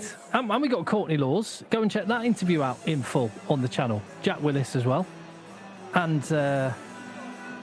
Jerome Kano too. I'm just trying to... There's so many big names, I can't remember them. Joe Worsley. We have Joe Worsley all the time as well. That guy won... He won the Heineken Cup. He won the World Cup. He played on Lions tours. And also, it's been pointed out in the comments, Joe, you've got very, very large hands. I think it's a plus for a rugby player to have massive oversized hands, no? Is a massive oversized head helpful as well? I think all my extremities are massive and oversized. Something I live with. I can neither confirm nor deny. Well, other than he's got a giant head. That's what's going on the channel. One of many reasons to hit subscribe if you haven't, and if you want to join us on this journey, which is in its infancy. And we are bringing you Pro D2 Rugby as we hear Sweet Caroline in the stadium. Is it a game of rugby if Sweet Caroline is not played at some point? But we are telling the story of French rugby up and down the leagues, up and down the country, top 14 as well, and we're getting the stars. So thank you very much for being with us here. We've got a big 40 minutes ahead. Just a quick question, actually. Christopher Sefton on the chat says, one for Joe as a defence coach. Is the speed and fluency of this game because of a focus on an attacking mindset in France, or is the defence perhaps not up to scratch? Where's the balance there, do you think? I certainly think there are certain teams in the Anglo world who are so used to using structures that they always use them. They always train them, they always use them in a game. When you use a structure in a game, that ruck speed has to probably be 2 seconds or more. If you're a really good team, 2 seconds. If you're an average team, 3 seconds to put your structures in place and use them. Now, in France, they're getting better at structures. Some places have still got a way to go. But what they've always had is that French flair, which in reality is the ability to know that that's fast ball and there's going to be something on. And bam, we go for it. Now, that's hard to defend because that happens in less than 1 second, under 2 seconds at least. And that's where the spaces are created and the French are good at going for it. And for a defence, it's a nightmare. Because as you see with that French team, you can defend really well for a period of time. One lack of concentration, one excellent play from an amazing attacking player, and bam, they can rip you to shreds. So that's why in French rugby there are these moments where they just can cut people and just rip them open and score tries like you see a few times tonight. Well, we're seeing some moments from the first half. Not Cher dropping the ball with the try line begging. I wonder if the Montauban number 8 will regret that moment at the end of the night. Simon Render did manage to finish one off, and they had the momentum in that second period. We are set. 40 minutes to go. Remember, the ultimate prize is qualification, promotion to the top 14. Joe Powell there, scrum half on the bench. He used to play for Australia, having a chat with his coach, scrum half of serious note, Sebastian Tiers-Board. We're going to see him in the second half. There's some big talent to come off the bench in this game. Caleb Timo is waiting. He'll want to have more of an influence. The Montauban fans are loud and excited. It's a local derby. We are all set. Enjoy this. Second 40 minutes of the barrage. Colomier with the reset. Good exit there. We've seen some kicks not quite getting the length, but got it on that one. It was a great kick. It was a great kick from Zablaza. I could pronounce that poorly. It was a great kick, but the kickoff was poor. Every time you kick the ball, it should be landing and there should be pressure. It should be getting hit by somebody. It should be difficult. If you give someone an easy kick like that off a kickoff and they can just smash it down the pitch, it's basically a massive error from you. 10s have gone off. Maybe they have no one on the pitch at the moment who's good at dropping out. 5-man line out off the top. And Degmash fed Timu. Now feeds Pacom, who goes to the air. This one with a bit more pressure on it. But cleanly taken by Pacom's opposite number, Mouchou, in the white of Montauban. This is going to be a key 10 minutes. Montauban really would have liked the first half to have carried on. They had the ascendancy. Still down on the scoreboard. That one bounces over Pacom. Wow, that was a horrible bounce. Horrible bounce. This is another artificial surface, Joe, as well. No, this is a hybrid one, I think. So it's part synthetic, part grass. Okay, well, the bounce on that one, though, was really... It bounced on a bit of artificial surface there on the end of that ball, that's for sure. Yeah, they're quite hard, but sometimes when you top spin it and the ball's kicking in, it can dig in and go high like that. It's just bad luck for Pacom. You saw a smile there from Brett Heron, well, that's good. Pleased that he's happy, and but it looks like holding the crutches. He may well have played his last game of professional rugby as not shared. Just, I think it was completely accidental, but it was Max Grenouillet just landed on Notch's head.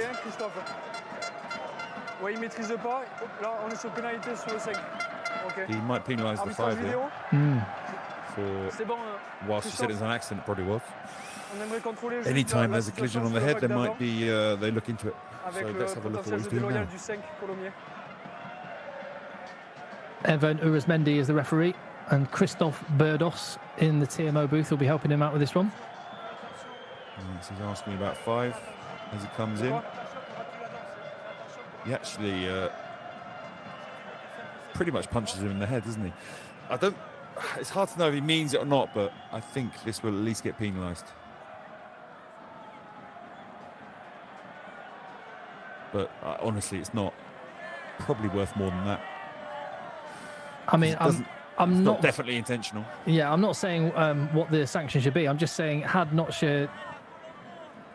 I mean, I was just looking whether he actually got hit by Tartas in the tackle rather than the 5. But maybe not. qui a un manque de maîtrise, qui vient Yeah, tomber manque de maîtrise, sur so le he's not sol mastering avec himself. sa jambe, Basically, he's been a avec sa clumsy jambe. idiot, J'ai pas de in dangerosité effect, sur ça. and they're going to penalise him for it. Well, he's having plenty of looks at this one. I think he actually punches his teammate first. Ouais, non. He might be that guy in the team. Every rugby team's got one. Ok, montre-moi la Steps on your caméra. feet, punches you in the head in the ruck. He's a menace to his own side. I think it was the leg, not the hand, Yeah, honestly. honestly, I think it happened before. I think he actually punches his teammate in the head, not you. Pour moi, Christophe, on a le 5 qui vient de tomber simultanément avec le 8 qui vient se faire plaquer. Il y a une collision. Pour moi, il y a un manque de maîtrise. Je suis à pénalité. Je ne vois pas de dangerosité sur ça, puisque le 8 aussi tombe au même moment. Donc, je suis à pénalité. C'est bon pour vous, pénalité? Yeah, he's still saying the same thing. He's giving a penalty, nothing more. Pour moi, je But suis crack on, pénalité. do it fast. Let's go. I want to get this game on. It's intense. I'm enjoying it. I want to see more play. Ouais. What do you think they do? Right in front of the post? I think they might ping this one over. Ah, pour Yeah, moi, it's c'est bon. tight and it's tense. This is what you want in a knockout game. Well, maybe not fans of either team, but certainly for where I'm sitting, this is gripping. Let's see what the referee's saying. He's having a chat with Fred Quercy. There's a man who knows about throwing a punch. Stop. A former Tu peux boxer. me donner le point de faute, s'il te plaît? It's quite a long kick, but straight. On a le 5 qui a un manque de maîtrise qui vient de See tomber here, Boswell's simultanément actually confident with these balls or le not. plaqué. Il a le genou en avant, It pénalité. looks like he's going for it.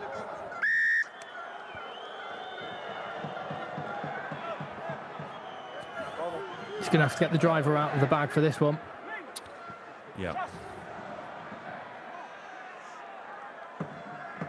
There's a silence come over the Stade Michel Bondechu, and I don't think that's out of respect for the kicker. Fear what's going to happen.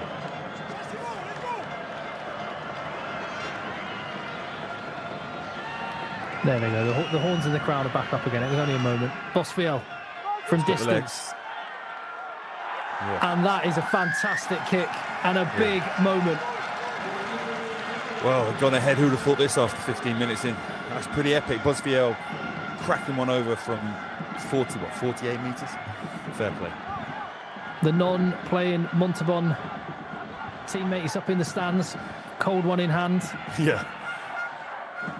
In fact, your Brive boys are all, well, they're obviously not having cold ones in hand because they've got a big game next week. Well, they might be, I don't know. They're adults, they're allowed. Yeah, I don't think there's any shooters going on currently. Hopefully they're watching the game, thinking about who they're going to be playing next, because at the moment, I don't know who's going to win this one. Oh, So I think the referee gave the penalty for blocking. You saw that the Montauban 7 caught the ball and got some go forward. I think it's because somebody ran across a tackler coming to tackle the 7. Now the referees are really harsh on it because back in the day there was people escorting left, right and centre and it's virtually impossible to touch somebody catching the ball. Joe, your team, if you're a coach, your team's just worked really hard, earned 3 points, and from the restart, you cough up a penalty one thing and then give up the extra 10 metres. It's infuriating. People, when they think about rugby, they think about launch plays and tries and amazing attacks. For me, kickoffs are one of the biggest parts of the game. If you get it wrong and you balls it up, so much swings on it. But honestly, that did look quite a harsh penalty. Yeah. The 5 Noah Kanika. didn't seem to move too much, but I did see what he did. Ringway was tackled anyway. In any case, it's Colomier, 5 metres from the line. They've got the march on. And Theo Lachaud has his hands on the ball. Inching towards the Montauban line. Facundo Pomponio, the tie headers, had to reload. They've got the scrum. No way, what a moment. They're pumped up after that. I mean, look at the energy from the Montauban forwards now. They are massive moments when you're on the pitch. 1 point game, you're just giving away a dumbass penalty and you've given it all in a Maul defence. A Maul that was going forward initially, so you've got that fear in your heart. No penalty given away, you get back at them, somehow stop them and get the turnover. They are massive moments. If they can back this up with a great scrum and a great exit off the back of it, then that will be a key moment when we look back at this match. Guillaume Tartas, stalwart of Colomier's 7th season at the club. He's only ever played league rugby in Pro D2. And at 28 years of age, coming into his prime as a prop, he will not want to be counting the cost of that mistake as Bosfiel exits. Keeping it in field. Richie, what are you doing? Oh, Jesus. Valentin saw. That's the yellow card at least, I'd say. That is stupid. VC chasing up. He ran in pitch and gave a short side he didn't need to give. Okay? He did not need to give that short side. We're talking about key moments. Montauban, had they have had a good exit there, it was a long kick, they could have just chased on mass. They should have put the ball off probably as a scrum, but they could have chased on mass, get a tackle, they'll be up above the 22. Should we see Instead, what are they saying to each other at the moment, Joe? They're talking about whether it's on the shoulder and slid up, which it did. But the way it looks, I'm thinking, you know.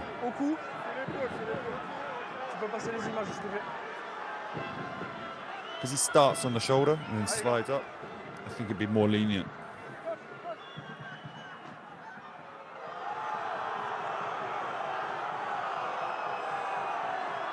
Yeah, to be fair, that's actually not as bad as it looked live. He starts on the shoulder. Does he ever touch the neck? Maybe. That'd be the difference between a yellow and not. Est-ce qu'on peut remettre l'image d'avant, s'il vous plaît? Ici. Là, pour moi, dans un premier temps, j'ai un contact sur l'épaule. Et après, ça remonte avec un joueur qui se baisse. Je suis sur pénalité. Yeah, just the penalty. Yeah, so he makes contact with the shoulder first. If he'd made contact with the head or neck first, that'd be at least a yellow. Now, because he's made contact with the shoulder first and the player is lowering his body height, he's giving just a penalty. That is a big moment. But again, VC did not need to do that. If he just carried on, held his space, let the teammates inside chase up with him, he'd have been fine. We've seen him fly out the line a couple of times as well. Yeah, he's really powerful with the ball, but has left his team exposed a couple of times. He does amazing things for you, and occasionally he's going to do less amazing things. He's one of those players, brilliant, yet capable of occasional moments of madness.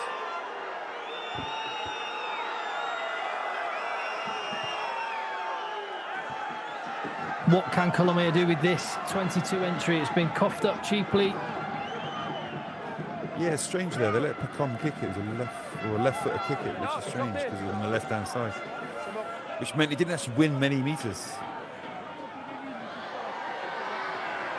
This time, they fake them all, give it to Ray Nu. We haven't seen as much of him on the ball as I might have imagined. Very important ball carrier for them.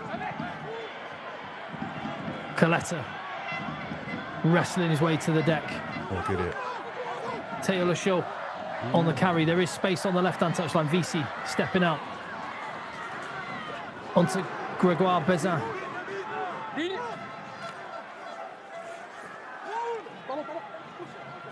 The muscle coming to the fore for Colomier. What has Montauban's defence got?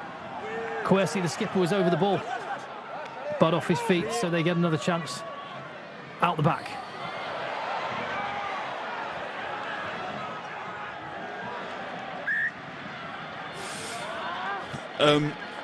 VC's tackle on Nu on the first hit up was fantastic.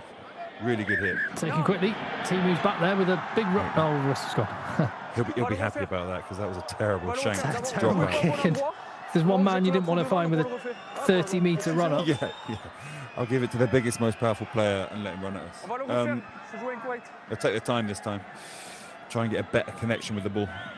Because, again, this guy can kick a mile. Someone like him on your team, normally, with a ball he likes, he can kick it high and long with a chase line behind you and end up defending 30 metres up the pitch.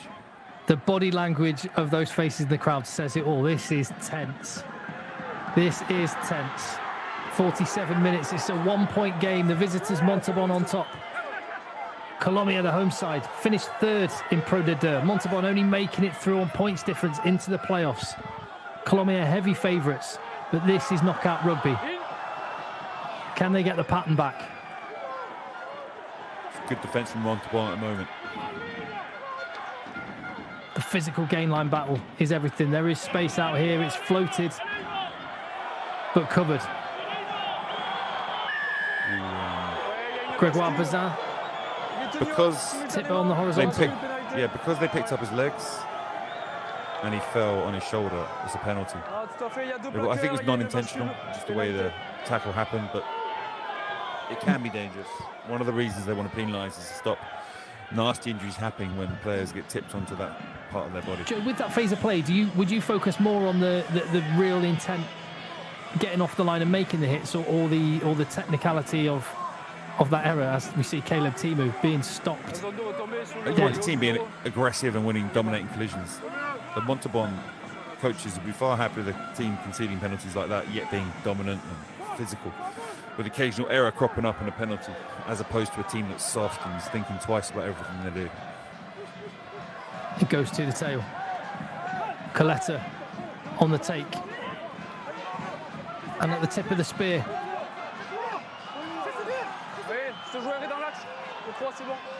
Degmash unleashes Reynou. Again, and sniping. Lifted to his hooker. There is another penalty coming. It was a decent turnover from Marois, but for no avail. The penalty had already been conceded, and Colomier with an opportunity to go back in front. You're asking about what makes coaches go crazy. It's penalties like we just saw there. There's no need to give it away. Good quality tackle. You're not allowed to play the 9 when he's trying to pick the ball up. Captain as well, Quercy. It's not something he should be doing.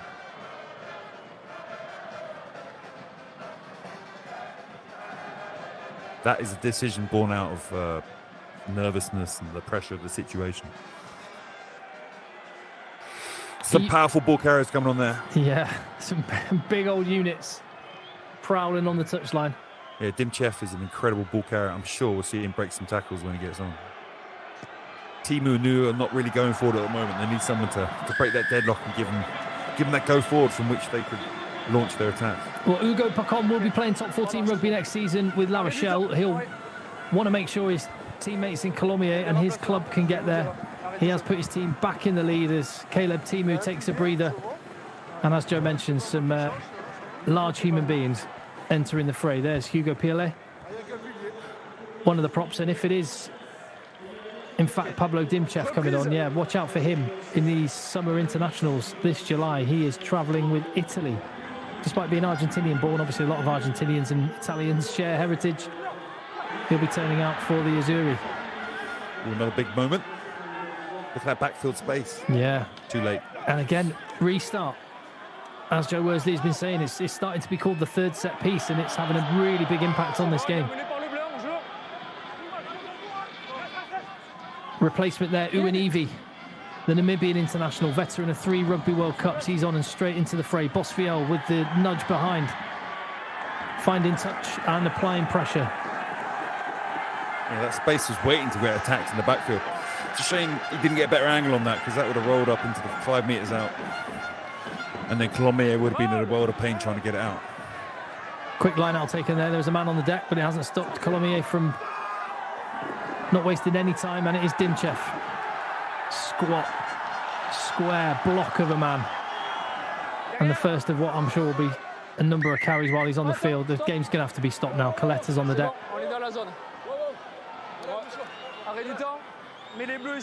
Yeah, Dimchev, he's like a Minecraft character. He's just a square man, isn't he? I mean, Coletta's looking in a lot of pain at that moment. The magic spray, will it work? We'll see. But hopefully it's just a shock, nothing more than that, because he's a wonderful player. We want to see him carry on in this match. He's 36 years old now. This is his last season with Colomiers. He's actually come to Brive for 2 seasons, so I hope he's not too badly injured. Huh? Well, that could be interesting if he's going to his future employers next week. Just a correction as well. It was Simatoga who went off in the front row. Caleb Timu still very much on the field.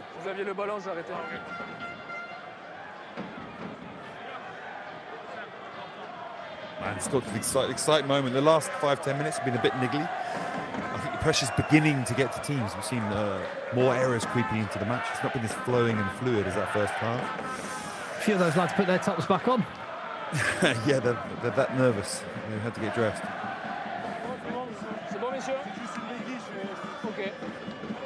It's in that corner with the Montauban fans.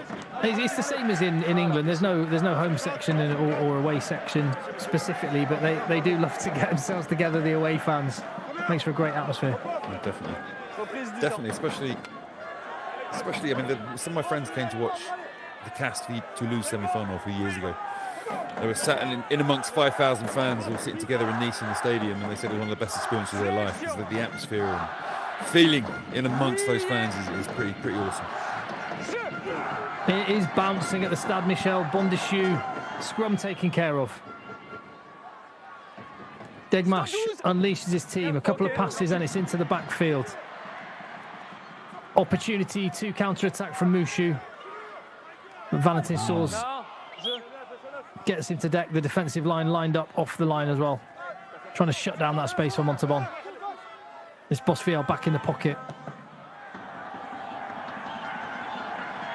VC on the chase. It bounces. Oh, go on. Savaki let that one drop. Pacom had no other option. Do you know what that kick was? It's called the Moi Four, the dead leaf. It's a kick only certain people can do. Bosfiel has mastered it, so you kick the ball flat. So it doesn't spin around in any way, and it goes up in the air. And when it comes down, it changes direction at the last minute. I'd love them to show us that one again. They're a nightmare to catch. You put yourself where it normally would fall, at the last minute it swerves off. Kind of like a swing bowler or a baseball pitcher when he swings the ball away. Love that. Joe Powell there. You might remember him from London Irish, brief stint at Leicester as well, but an Australian international.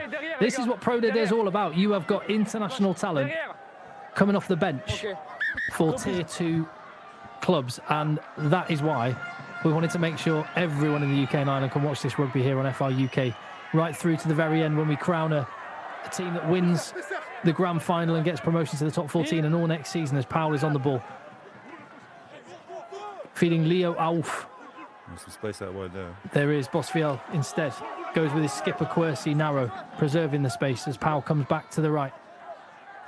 Bosfiel starting to pull strings now and find holes. Lucio Sordoni, the Argentinian international, having said there's top-class players on the field, there's another. That sums up a team that's not geared up to play phase after phase because they've got go forward. They've got an amazing go forward off the prop, but they slowed down their own ball by getting the support players getting away instead of playing the ball. And then they passed it to a 10 standing still with runners flat off him. So at that moment now, they should be playing quickly off it. Whoever's nearest picking the ball and playing it. Instead, they slowed it down and ended up giving a turnover. That will be very frustrating for that Montauban team. That 130 kilo mullet, Lucio Sordoni, he is a medical joker. Yes, so in France, they call them medical jokers. So if you get an injury that's severe enough, you can bring in somebody to cover that injured player because you can only have 35 players in your squad that are signed up, and you can have academy players come up. Now, if you want to replace one of them, it has to be for a minimum of 3 months, and he's come in as the 3-month replacement for one of the props. So from Racing 92 to the barrage in Pro D2. Sordoni's got a job to do. That was a steal, yeah. So Quercy, let's watch that again. That was a good steal from Quercy, a good decision. The tackle meant the support player was late onto the ball. So he holds onto the ball, he maybe should have passed it. Gets down, so the 12, New slow to get in. Quercy's waiting there for ages. A real slow decision making New there. He should have been in far quicker and gave Quercy too much time to get on the ball. Tell you what, he took that shot from Caleb Timu coming in on the clean out well as well. Tough character, Fred Quercy, inspirational leader. Yeah, he did really well. I mean, surviving that clean, survive the clean, lock onto the ball quickly. The best jackalers sniff out the situations, anticipate them coming. And then the speed at which they slam down and lock onto the ball. I mean, Jack Willis, you can see the breakdown example on the channel. They slam onto that ball quickly. Sometimes they have to survive a massive clean like the one you just saw, and the referee sees them survive that clean. Oh my days. Bosfiel off the post. Come on, he's going to get it out. What's he doing? Sour running out from behind his own line. He's under pressure. Colomier under pressure. opportunity gone for Montauban for now, but they need to keep the Bleu et Blanc pinned. Wow, that was an exciting thing. I'm not sure if he'd been caught behind the game line, that would have been great. Hands up ball, where's this one going? Back into the hands of the skipper, John Thomas.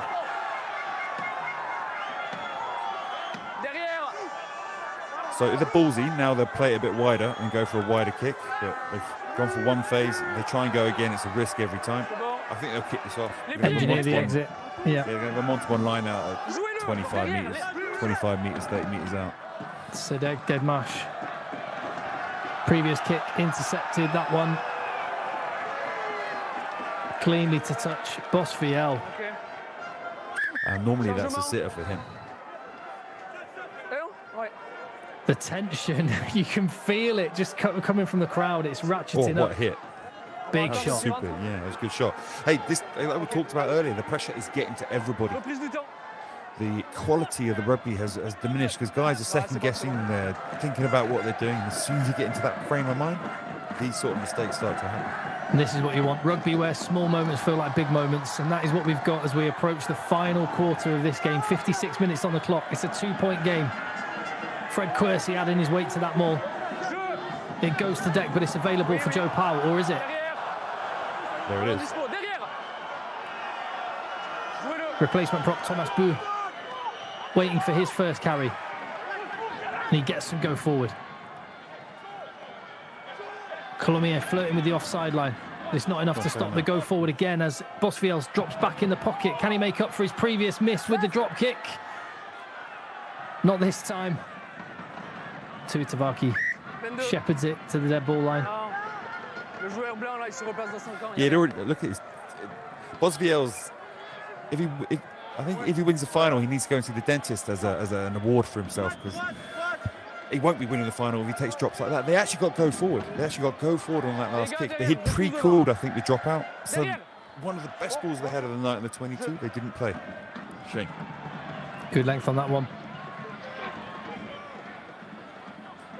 Not sure, shaping for the kick. He's got the skills. He's played right across the back row for the Springboks, for the Sharks, the Stormers. Joe Powell added a little bit of zip since he's been on the field. Communicating with Bosfiel there, who wants it to go through another phase with the forwards. This time to the left-hand touchline with JT Jackson.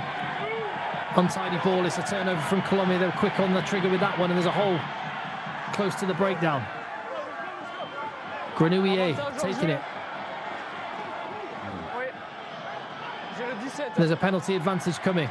Ray New holds the defence. Jean Thomas.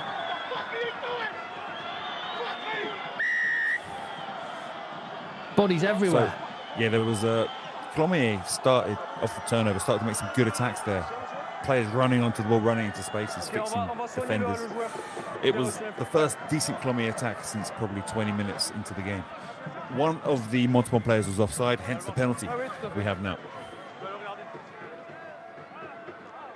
Coletta's been in the war.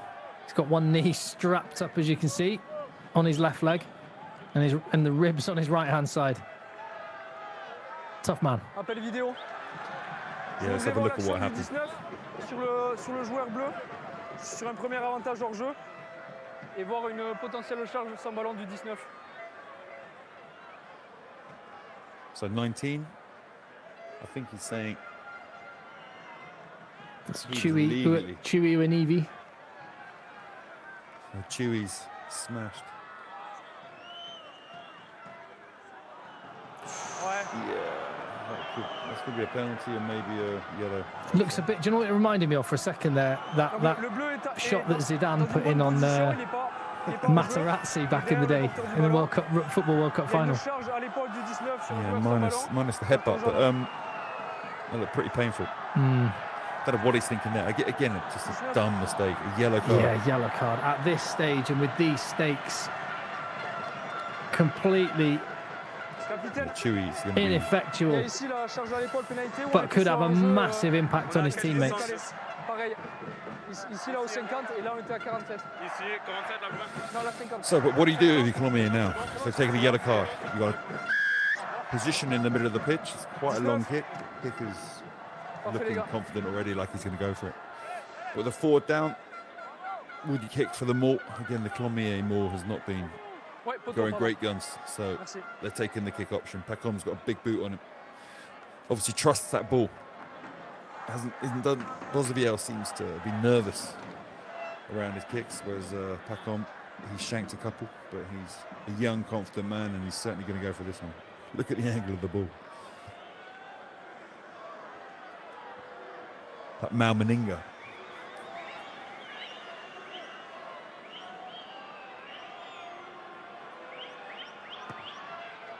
Pacom from 49 never had hold of that one. Yeah, Malmeninga would not be proud of that But one. That was not good. Bosviel's kick was equally bad as well. I'm starting to think maybe there is something in this ball theory. Or is it nerves? It's a different kind of ball. I'm not saying it's better or worse. It's just it takes getting used to, and not many guys have ever played with these balls. So we've been training them for a couple of weeks. We've got given them a few weeks back, but again, they get used to another ball over years and years of using Gilbert balls, and suddenly, boom, here you go. Use this one. That ugly kick to touch was the last action, at least for the time being, for Jérôme Bosviel. Thomas Fortunel is on his third spell with the club. He started at the academy here, and he's back with the dreams. He's a better attacking player. Oh, nice offload. Well, we'll see what he can bring to the attack. Sordoni again with another strong carry. Yeah, but again, they could have played off it and they didn't. Yeah, kept it narrow with Thomas Bou. Pacom is down in midfield. Ball just going behind him. Yeah, Fortunel is more of an attacking 10. He's not got as good a kick pressure game. And his game management sometimes can be a bit ropey, but well, I mean, his attacking game's better. Montauban are one man down, but there was two men in blue out of the game for a moment there. So Hugo Pacom's still not back to his feet. We'll see what's happening with him. Yes. Loss from Montauban. Joe Powell stepping out to try and intercept. It's gone to touch just on halfway. 20 minutes to go. Still? Is that Pacom on the floor? Yeah. So there's a big clear out. I'm not sure who it was that rolled off out of that ruck. I think Pinto was on the deck for a bit. I think he might have been underneath a couple of bodies. Yeah, that was a big smash off the ball. Some big physical players have come on from Montauban. Joe, your whole as a player. Victor Moreau throws his body around, big powerful guy. He smashed off Dimchev there, who was actually on the ball at the time. Pacom limping, but staying on the field. I was just thinking the physicality of this game. I mean, your job was, you were a seek and destroyer in defence, but how hard is it in tense, tight games to keep your head and not let the emotions get the better of you? It's a big skill. Here, does he use his arm at all? He hits him on the head a bit. Doesn't look as bad there, slow-mo, does it? No. Victor Moreau here he comes into clear. Yeah, his teammate kind of lifted him up and... Yeah, then he puts his head back in again afterwards. Yeah. Does he grab his neck though? There? I mean, you kind of have to feel sorry for the...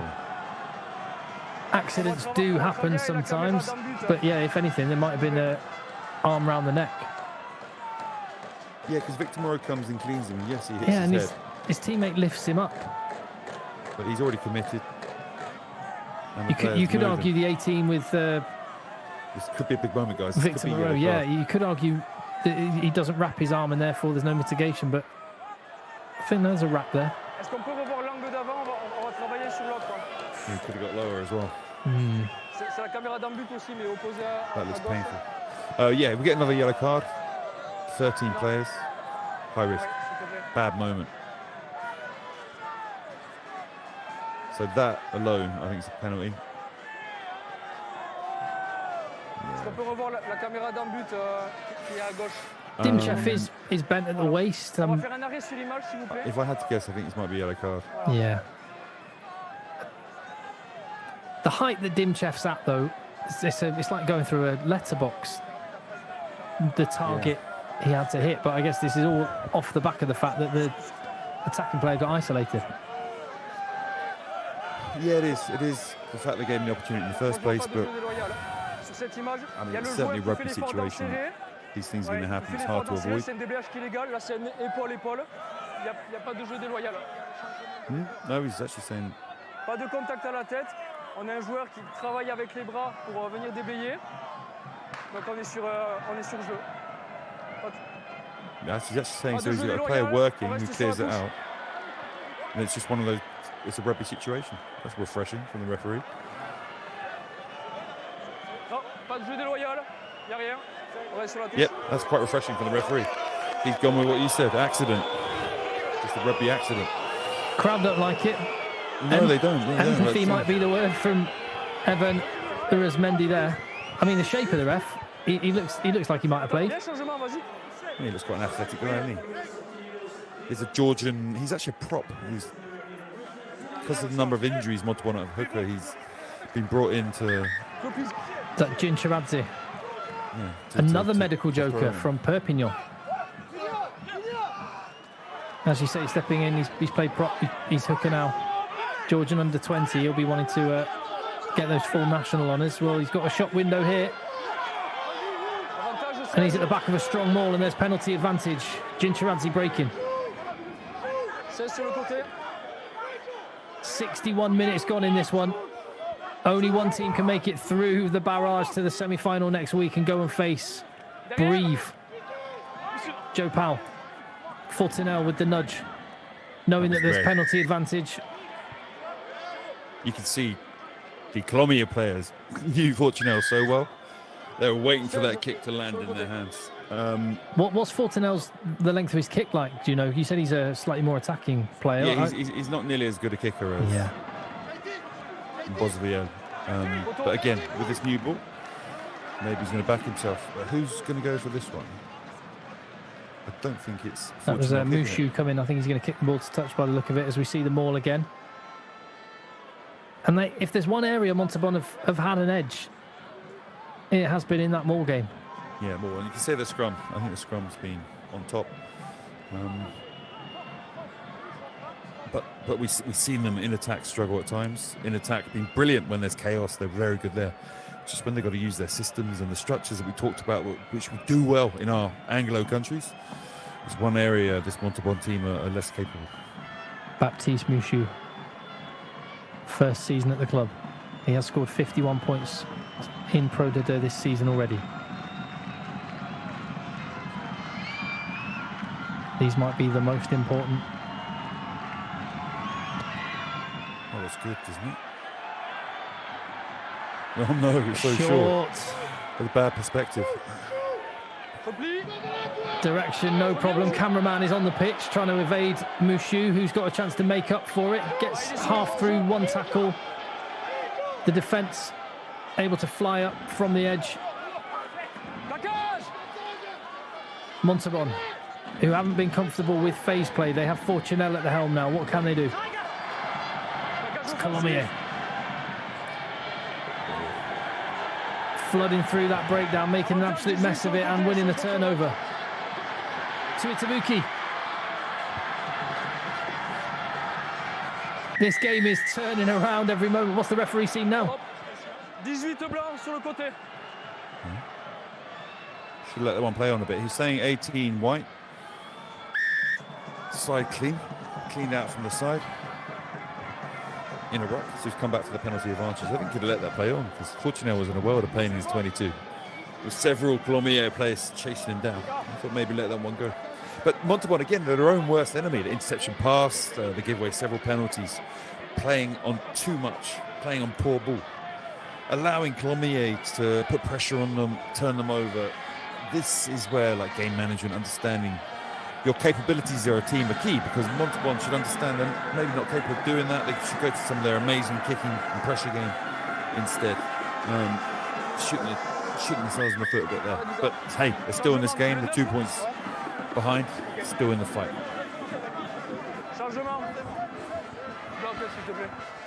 Physicality. Yeah. He's come to Brive as well next year. He's heading to Brive, yeah.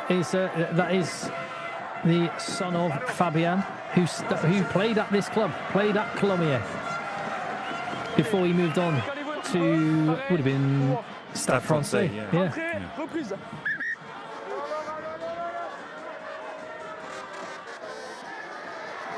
Colomier. Mathis Galtier with the head guard on, is waiting. But he won't want the ball just yet. And they've got a nudge on. Yeah, it was a good setup. Montauban look like they're slowing it down now.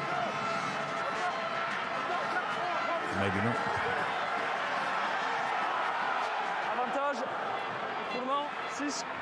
Dummy and snipe. Penalty advantages come in. It was a really strong maul. Dimchev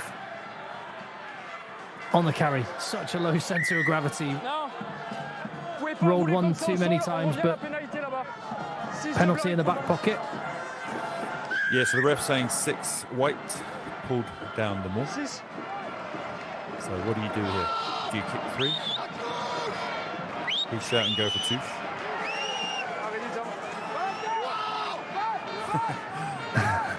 At least they got plenty of time to make the decision. You see the setup here. See those tight 3 players in behind, and immediately the maul gets go forward towards the inside of player, because the support player at the front of the jumper didn't have much pressure in front of him, so they smashed into the jumper. 3 players set up behind, and they pushed straight through that support player and got go forward from as soon as the player's feet touched the ground. It was a great maul. With all the stats on there, I'm wondering if that's a junior section of the club, maybe, but they're in full voice. And I tell you what, from Montauban's perspective, if they do come through this game, they're 2 points down now, 15 minutes to go. It might well be because of a goal line stand. Jerome Bosviel, he understands how massive this moment is for the destiny of their season. Yeah, we had that huge moment earlier. Can Montauban recreate that? Fight this maul off, get the ball away from their try line.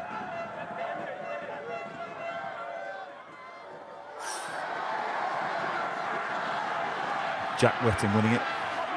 Clean. Dimchev's at the back. Timu and Ray Nu coming in from 12, but he's bounced out because the ball is going to be recycled, and Joe Powell all over it. Wow, another huge moment from Montauban. Mate, that was again an incredible stand. They spun the maul around and then managed to get players up into the far side of the maul.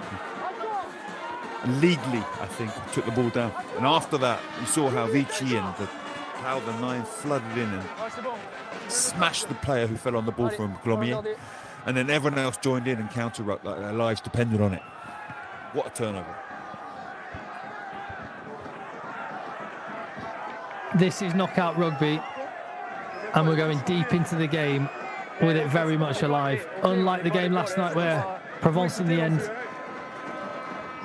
That was a great angle, wasn't it? You can see the moment Powell saw. Bam, he's fallen down. He went and slammed it. Vici came and slammed it. They picked up the player. You saw him get off the floor, turned him around the wrong way. And the teammates joined in. Create the turnover. Excuse Jack Wetton's language. I think his French skills have been pretty limited since he arrived. He worked with me at Cast, and his diagnosis of his hand injury was not what your local doctor would use. I think everybody understood what he meant, though, Joe.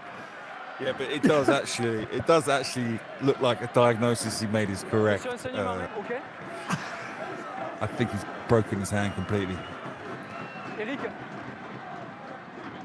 Well, let's hope Jack Wetton isn't as bad as he himself suggested, and that. No, he's a great guy. He's a tough cookie as well. Yeah, he is. His dad used to take him down the beach and smash him into the sand every like weekend. And his dad being Gary right? Wetton, yeah, one of All the Black toughest legend players of history. Yeah. You do have some players at this level with really interesting stories. Jack Wetton leaving the field being one of them. He's had a fantastic career, travelled, and part of a Colomier team that Well, his teammates thought they were going to say, his teammates have got the turnover. Yeah, so that's a tricky one. Colomiers getting go forward. The problem is the 9's touching the ball. As soon as you touch him, you get penalised. It's quite a difficult situation. So they don't want you tackling 9s when they're trying to pass the ball away from the ruck. Yet they counter ruck there. None of the Montauban players were left in the ruck, but you've got to just stand over the ball until the 9 really does pick it up properly. It's a tough situation. Imagine a forward. It's like positioning a kid next to a bar of candy or an ice cream, telling him not to touch it. The forward just wants to go and grab it and devour it, and that's what he did there. Compounded issues for Colomiers. Another penalty. Let Montauban out of their own 22. Now it's let them out of their own half. And as we just saw Uanivi prowling on the touchline, it made me forget. Montauban managed all of that. A man down up front. Yeah, Chewy's on the sideline still. He'll be back on soon. Ooh, that's a terrible throw. Yeah, the arrows. Prop forward. Yeah, the arrows letting Gincheradze down. Not his bread and butter, but it had to be on that one. Ringway not able to get his gadget arms out enough to get the ball. Martin Dulon scored that first try. Been quiet since he's been held up and the ball ripped. It is getting really tense. If that gone to hand, that would have been a moment.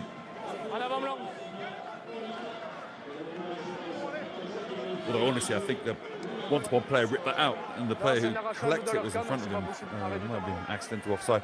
But if that had gone to hand, I think that player was away. But hey, it's just another big moment. It's been scrappy, but it's been exciting. Which team's going to step up, be calm enough to put together a number of well-executed moves, a few good line-outs, a few good scrums, a few good launch plays, a good bit of system in attack and defence. Who's going to bring out that moment that's going to allow them to make that score that's going to count in this last 10 minutes?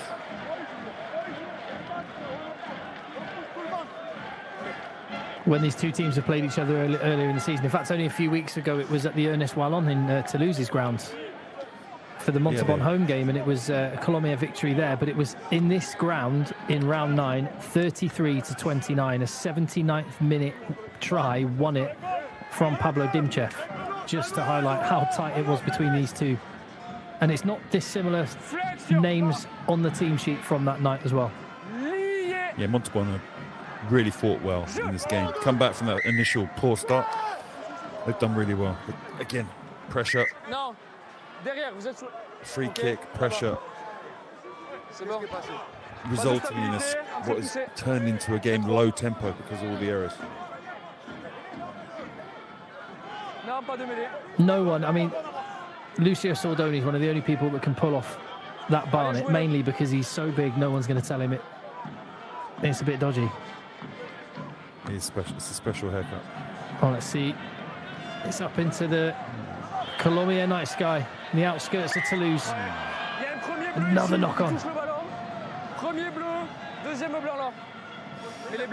Again, another error. Tough to catch kicks like that. But this game is now an arm wrestle. It's an arm wrestle. Nervous players making mistakes. We just need someone to step up now. This is where true leaders come through. I've been lucky to play in teams where a number of leaders in the squad, for England, for Wasps. I've coached teams like Cast where you have players like Kickoff.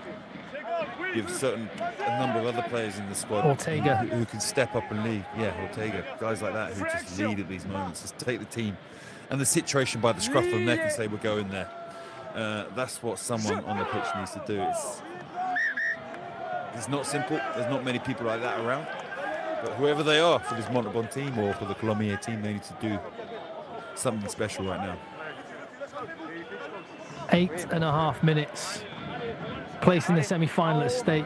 A war of wills. It's a rivalry that's been steeped in grit. There's glory for one of these teams, for tonight at least.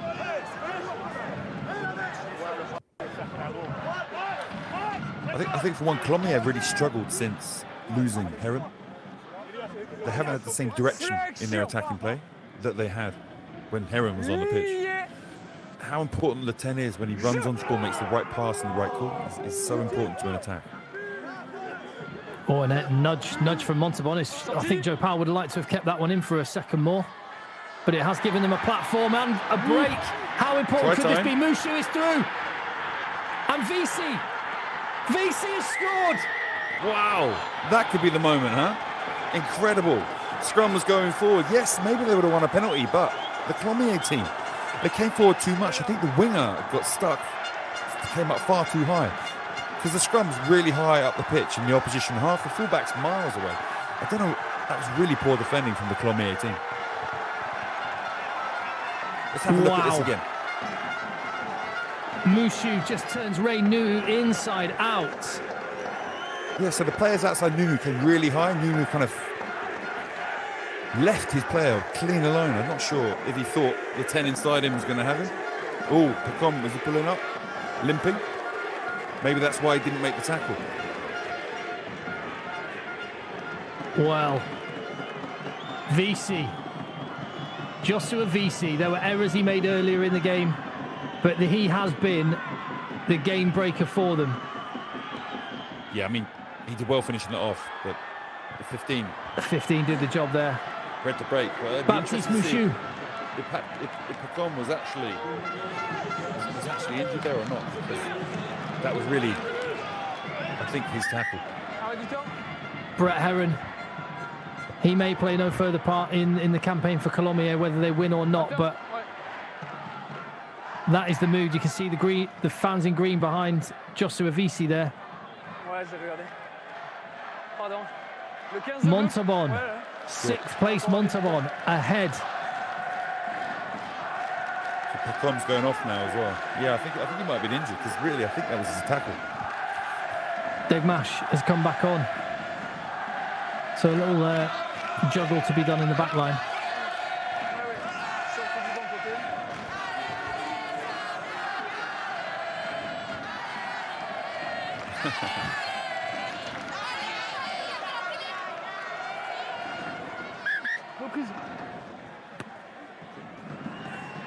These are the money minutes. Oh, and another poor restart. Oh, my word, Tuitavuki. Something happened there. I think someone might have done something illegal. There's a lot of players agitated about the situation, but again, letting the ball bounce off the kickoff. This is just a nervous battle. I think that went backwards off of him, but I think it was backwards off VC into touch. Il ramène dans son camp, c'est bon. Touche bleu. Non. Il ramène dans son camp. Yeah, he knocked it back towards his side. So it's play on, and it's just a line out for the blue, but still a line out. Only, what, 10, 15 metres out. Having just taken the lead again, how many times? I mean, I feel for the coaches. Feel for the fans on both sides. Being put through the ringer on this one, but what an absolute epic we are watching unfold. Certainly dramatic. Jean-Thomas, the skipper, looking on from the bench.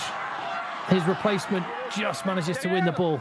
Do Montauban have another goal line stand in them? Is that Coletta carrying forward? Look at the power of Dimchev again. Yards on that carry. Go into the power game. It's low risk, but it's high stakes. This barrage is going down to the wire. Who's got the heart and desire?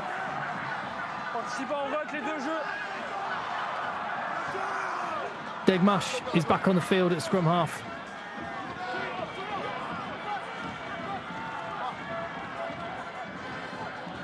Controlling things, working the forward pods.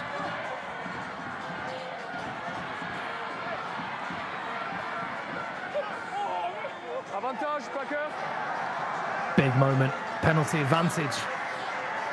With the clock running down, 3 points in it. Can they make something of this? Tuitavuki breaking.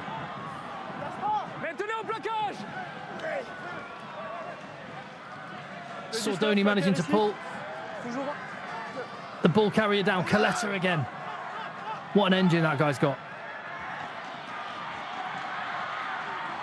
Mathis Galtier is on. I think he's at fly half at the moment. Because Degmash with the pass, but to the foot of Pinto. Yeah, they take a pack off and put on Degmash. Gaute slipped out to 10, but penalty coming back. What do? Do you take the 3 points? Yeah, you right have to. in front of the post? I mean, I'm assuming we haven't even checked the rules of the game, to be honest, Joe. It's extra time if it's a draw at 80. It certainly is, yeah. Extra time. It'll be 10 minutes each side, I imagine. Hey, Colette's put in an innings. He's a fit. There's lots of actions. He's not brilliant ball carrier. He's not brilliant jackal or tackle. He does everything well. Does it a lot. Good solid back row player. But Dimchev, the power that guy has, so low off the floor. It's like a Lee Mears who did more weights than Lee Mears. He's like a powerful little nugget. It's so hard to stop. No surprise the Italians are having a look at him. That looked to me like a very savvy bit of play from the Colomier tackler who just pinned his Montauban opponent in, and it's led to this all square. Cannot separate these two local rivals as we're into the final couple of minutes. Colomier 17-0 up, lost the lead, staring down the barrel. They're all square now. A feature of this game has been poor restarts. You'll be able to kick this straight away. Opts to run it. It's that man, Dimchev. Dimchev. No, he didn't kick it.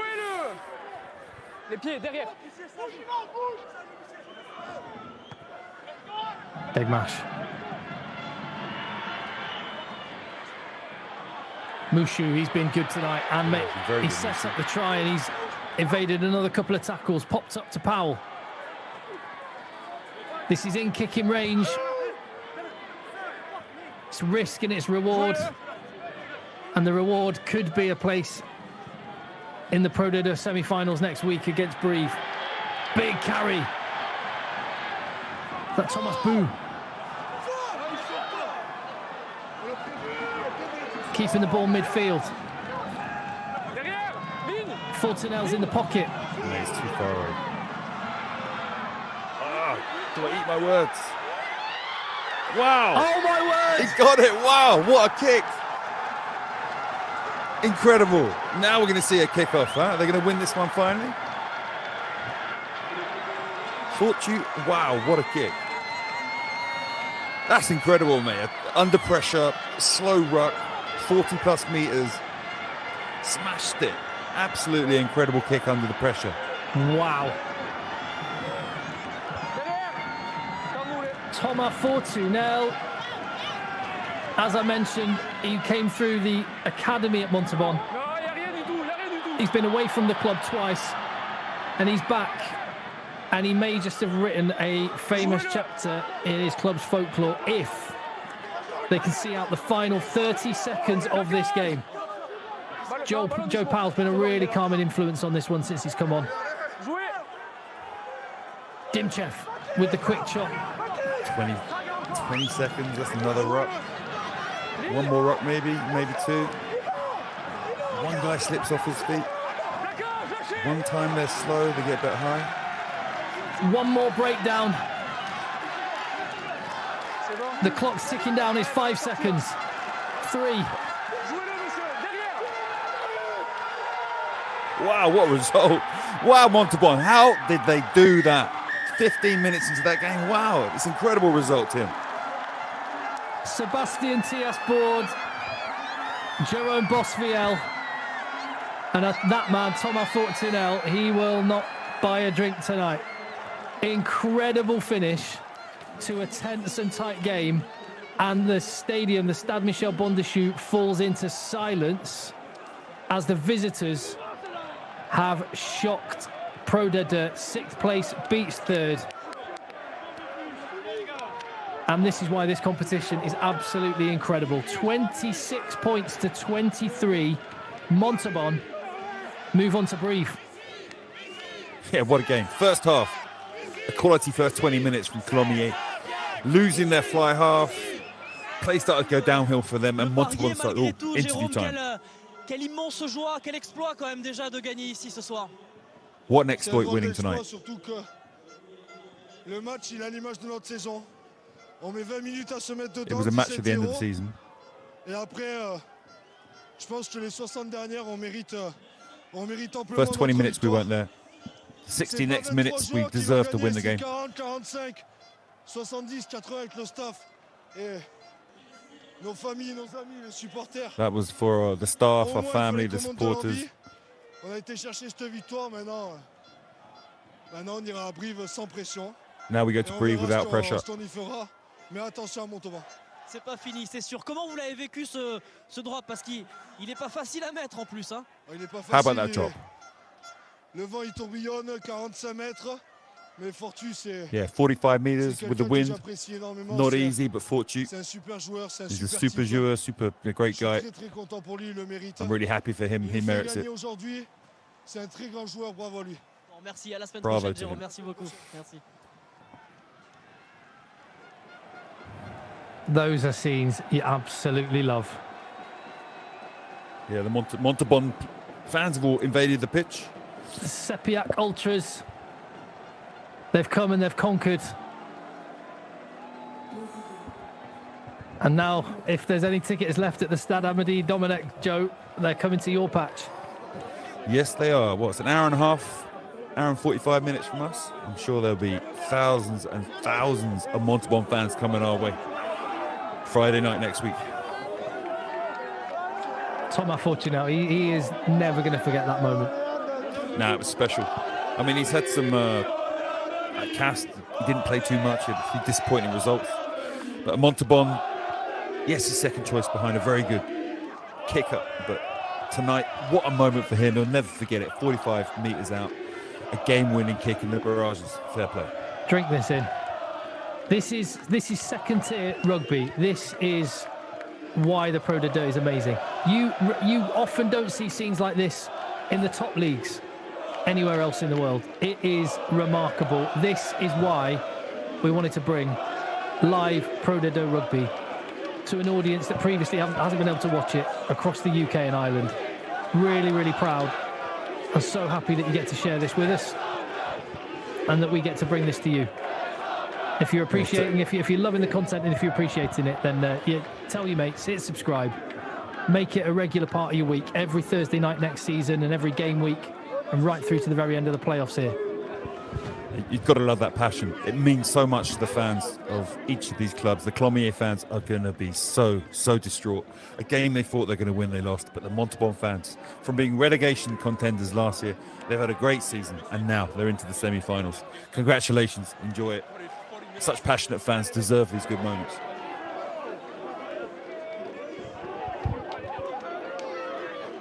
It's awesome how the players get to mingle with these passionate fans as well. I mean, we saw the scenes when Van won promotion last year. This is only effectively the equivalent of quarter-final stage. Yes, it is. I mean, Van is a rugby club far away from everywhere else. I think the reason the Van fans are so happy, they're Bretons, they're not used to success. But for them, that was a massive moment in the history of a rugby club, which carries a whole region. Montauban is an old club with a great long history. They've had a tough time in recent years. That's why there's an eruption of joy at this moment as well. It's the first time in a long time. We just saw him there, Baptiste Mouchous. He had a stellar match. Yeah, he Difference really was. maker. The man of the match for me, I think it has to be him. He made some line breaks that were vital, key moments in the game. Yes, some of the Montauban forwards stopping those mauls. Those two mauls, those key moments in the match were game-winning moments. But that was a group effort. It's hard to pin it on one guy, whereas we saw Mouchou make some vital breaks.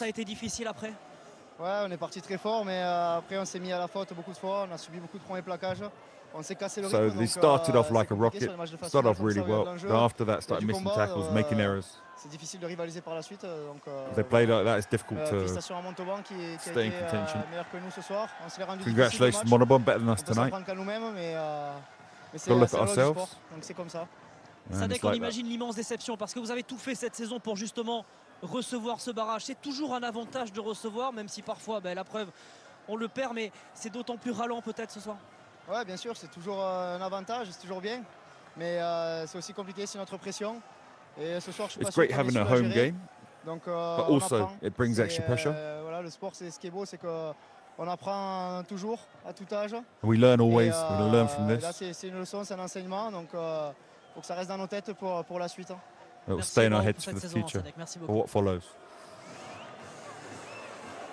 Well, those are the scenes in Colomiers. The visiting fans, they've only got a short journey back home, but I think they might just want to stick around in Toulouse, Castellet, and a few red wines, to say the least.